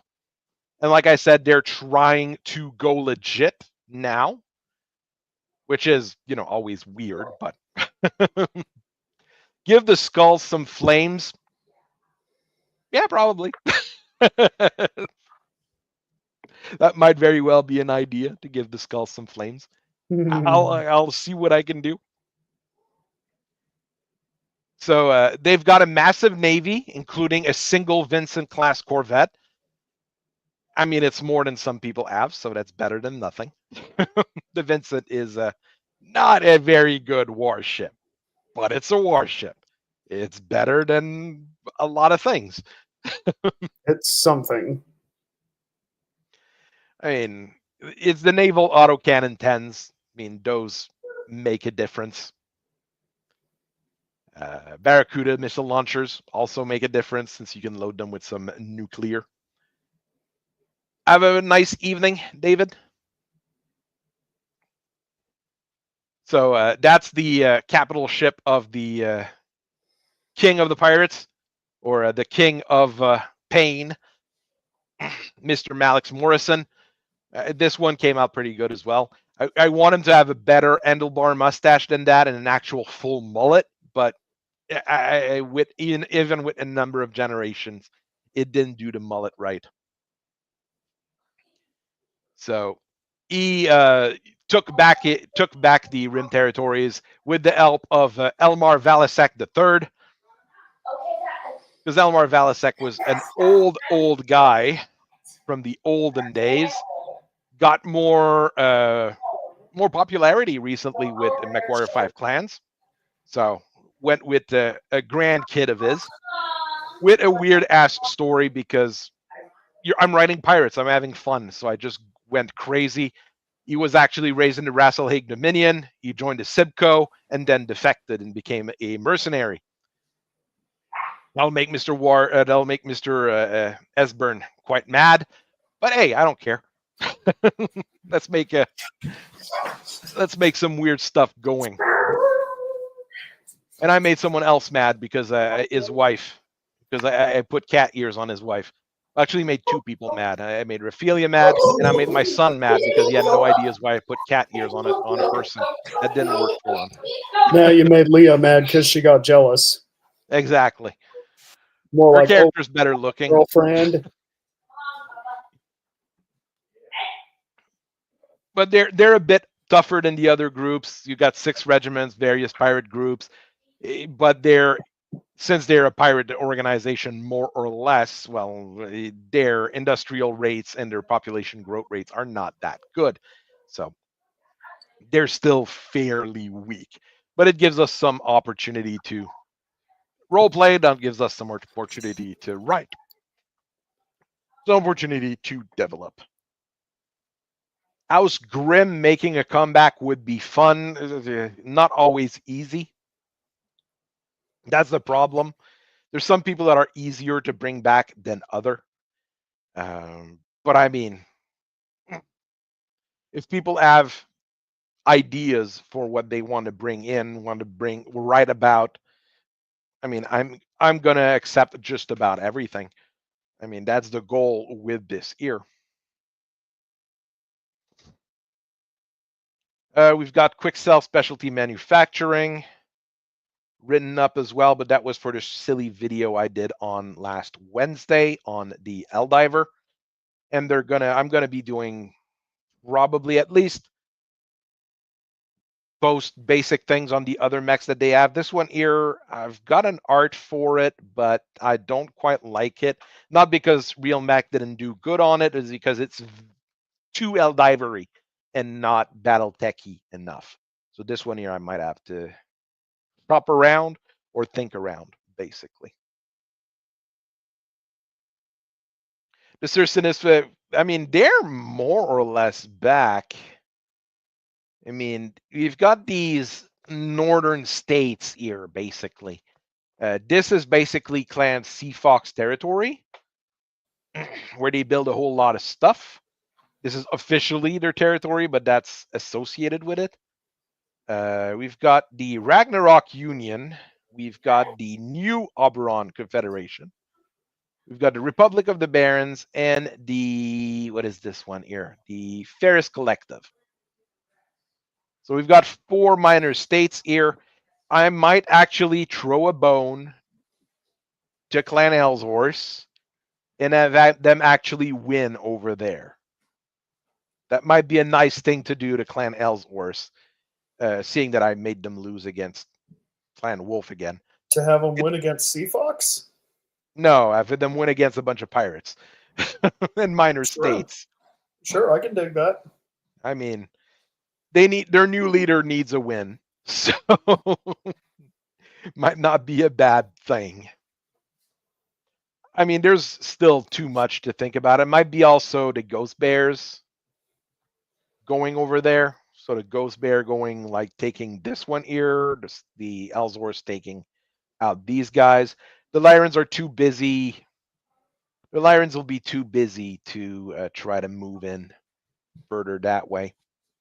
Aren't they still tied up from that thing about the what were they called? Marches, not the Yeah, no, they've basically retook the Vesper Marches. Vesper Marches, that's it. And all of that. I mean, they ate through the Vesper Marches and a lot. If you look here, the official map as this is green, basically. This is green and this is orange. Like the orange goes up the ear and the green goes up the like ear. They've already retook all of that in 5 years, with just Jade Falcons basically abandoning these worlds because there's nothing they can hold them on.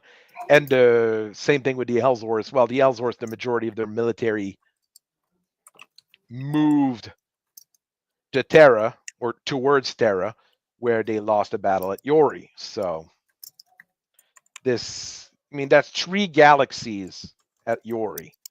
3 galaxies is a lot of mechs. Yeah. That's a lot of mechs. I mean, it's 3 galaxies of Ellshorse against 2 galaxies of wolves and the equivalent of a galaxy of Republican soldiers. So, Battle of Yori is in the process of being written. I've got it planned out, but I don't have it completely written. Well, you already wrote it for the Era report or the TRO, whatever it was called, but now you're talking about going into full detail? Yeah, I've got fan fiction. Yeah, I've got fiction written for that. It is fanfic, let's be honest. Yeah. Well, the thing is, the Ghost Bears are not going to go against the Jade Falcons because they're both part of the Star League. So they're not going to attack 8 members of the Star League. Also, we don't want to give Bri more to work with. Thing is, the Star League clans, so the Jade Falcon, the Ghost Bears, the Smoke Jaguars, the Wolves, and the Sea Fox, and the Snow Ravens, will probably not get into it directly with one another. They'll do the regular trials of whatever, because they're dicks towards each other every once in a while, but they're not going to go full on war against one another. Ors is because they've got their ass kicked so much at this point. They're probably going to need a win. I'll send them against these guys here. They are not Star League, so they can attack either side, but the Ghost Bears already bloodied their nose to begin with, so that's not a good start for them. And we'll see how it goes. There's quite a few different options here.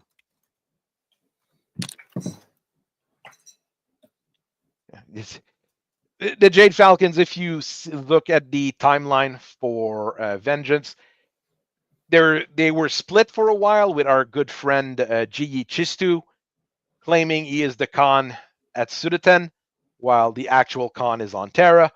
She takes the trip all the way to Sudeten, and basically all that Vesper March region with all the other minor factions, smack, they get their asses kicked. Whereas clans see other space, well, you'll have to tell me, Otterpop. I don't know where you guys hang out. Honestly, I don't know where you guys hang out.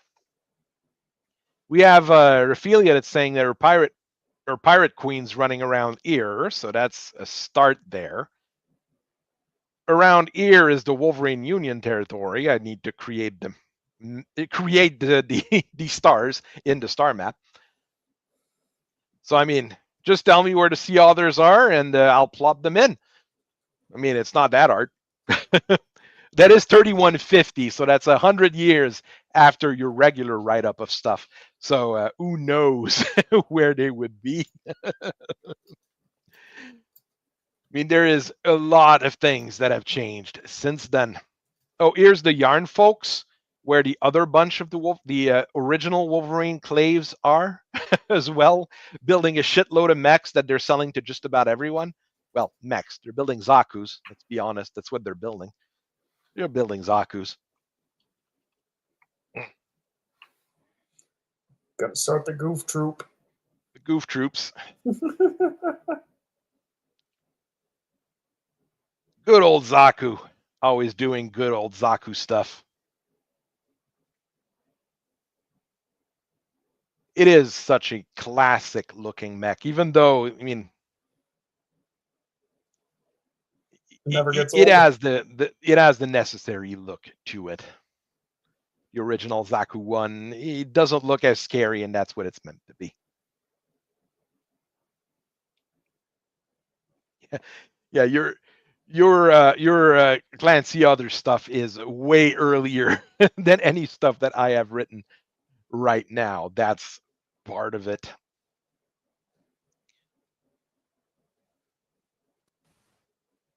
But I mean, we are growing, not only in people wanting to learn about stuff, but because we're getting the necessary pieces down, which is a lot of work, but it's a lot of useful work. And it keeps me entertained, which is the other fun part here. I'm always proud of that flag, even though some people don't like it. I like it. It looks like a very offensive flag, and that's why I like it. There you go. Give you 5 years. Well, we'll see if I'm still on there in 5 years. But I mean, if things go well, we very well might be. That's the thing. And that's the official battle flag, the one that they have painted on their mech, which is a lot simpler. And, it really fits. and they are terrifying compared to all the other minor nations. I think even Endurian has less troops than they do in terms of number of regiments and stuff like that. So they are quite scary, but they've got less ships. They've got less ships than Endurian does. Endurian has 3 frigates right now. They've got 1 frigate.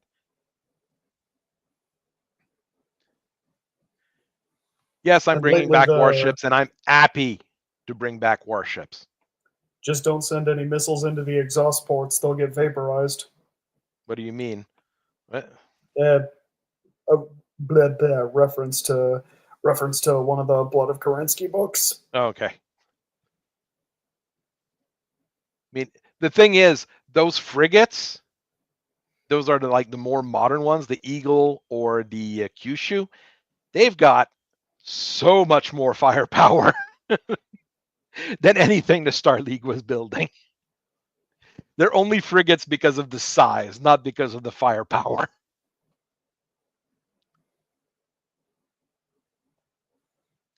Yeah, The problem Otterpop's I right. have with ships in Battletech is that this is the most inefficient format for a spaceship combat vessel.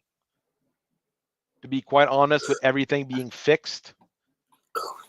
Sadly enough, those are the most efficient format for ships. Stuff that you've got in EVE Online with turrets everywhere. You don't see one here. I mean, do I have it? Can I make that really big? No. See full size. I mean,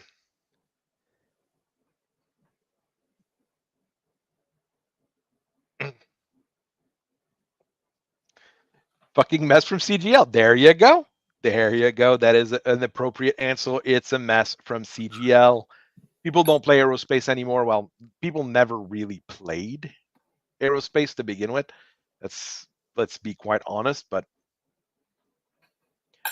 I mean, this is closer to a format of ship because they have the same length look like that, but those are covered in turrets. That's like 8 turrets mounted on it or missile launchers that are built into it that can shoot in any direction. Far more efficient than having fixed forward and stuff like that, like they do on the on the other side. And as the ship I generally piloted in Eve. That's it. That's my boy. That's what I was piloting all the time. I don't have years of my life to devote to Eve Online anymore. I love the game, but it's way too much of an investment. I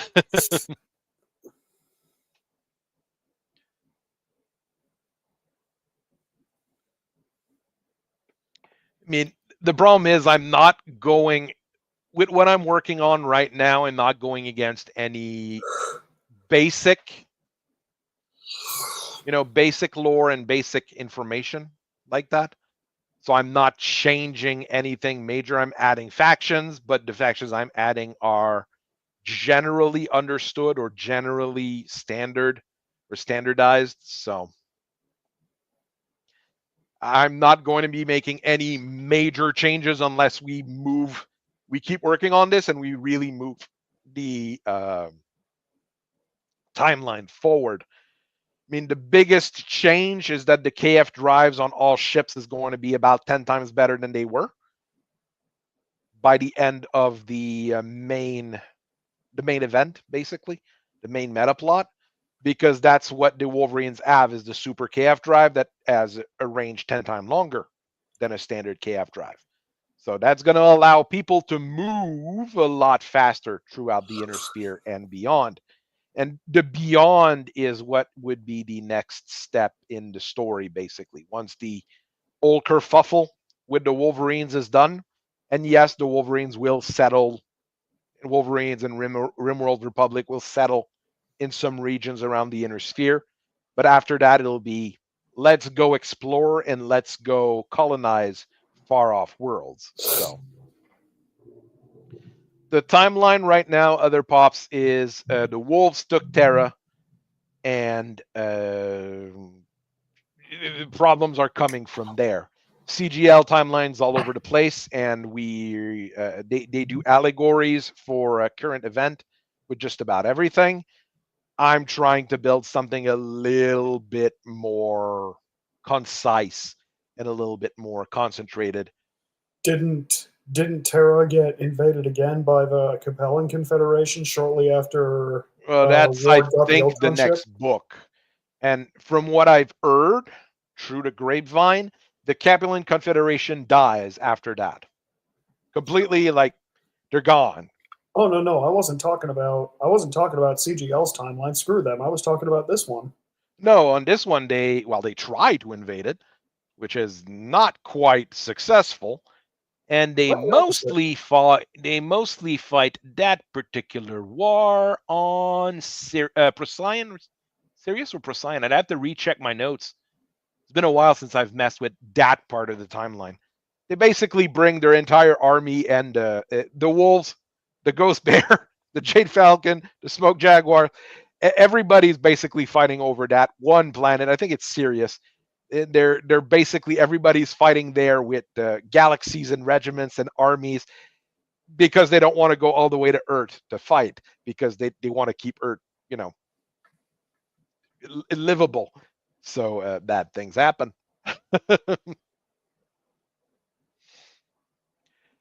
So, Hi, and they Pops. do get, yep. I mean, the wolves take a few worlds from the Capellan. Smoke Jaguar takes 4. The important ones being Outreach and Hall. Outreach and All being the 2 important ones. Outreach because you can possibly rebuild it. All because there's fun things on All that were built there by the Republic of the Sphere that the clan Smoke Jaguar wanted to keep. Basically automated factories. After that, I mean, Liao, well, they lose some planets to the Endurian. They lose some planet to the Fedcoms. The St. Eve's Compact comes back because reasons. At this point, though, they're really a puppet state. They're really a puppet state, but not of the Fed sons. They're a puppet state of New Cyrtis and the Asek family. So that's going to be different. Aerospace Fighter 2 is a lance, but you've got some of the organization that use 6 as a lance. The clans use 2 Aerospace Fighter per point, so you've got 10 Aerospace Fighter per star. If you go with the Marians, they've got their own weird ass kind of thing. Everybody is a little bit different. I'm going to share the Discord for Gaming Oddities in the chat if anybody in the chat is not in Gaming Oddities and want to join in. That's my personal Discord with all the Vengeance stuff being posted and dumb memes, cute pet pictures, things like that. We're going to end the stream here because my voice is going and I do need it tomorrow for work. I thank everybody for watching. I hope everybody had a whole lot of fun. And if anybody's watching on the replay, thank you very much for watching, whichever amount of time you watch, or if you watched in 1.5 or 2 times speed, Godspeed. We will try to do another one of those streams in 2 weeks. That's about the time I see for those. And this week, we've got the video on the Sphinx and the video on the Hammerhands coming out. I'm working on the Dervish and Mad Dog for next week. And Wednesday, I'm not sure what we're doing, but we'll do something on Wednesday more than likely. So I hope everybody has a nice rest of your evening. And I thank you for staying with us so long. Bye-bye.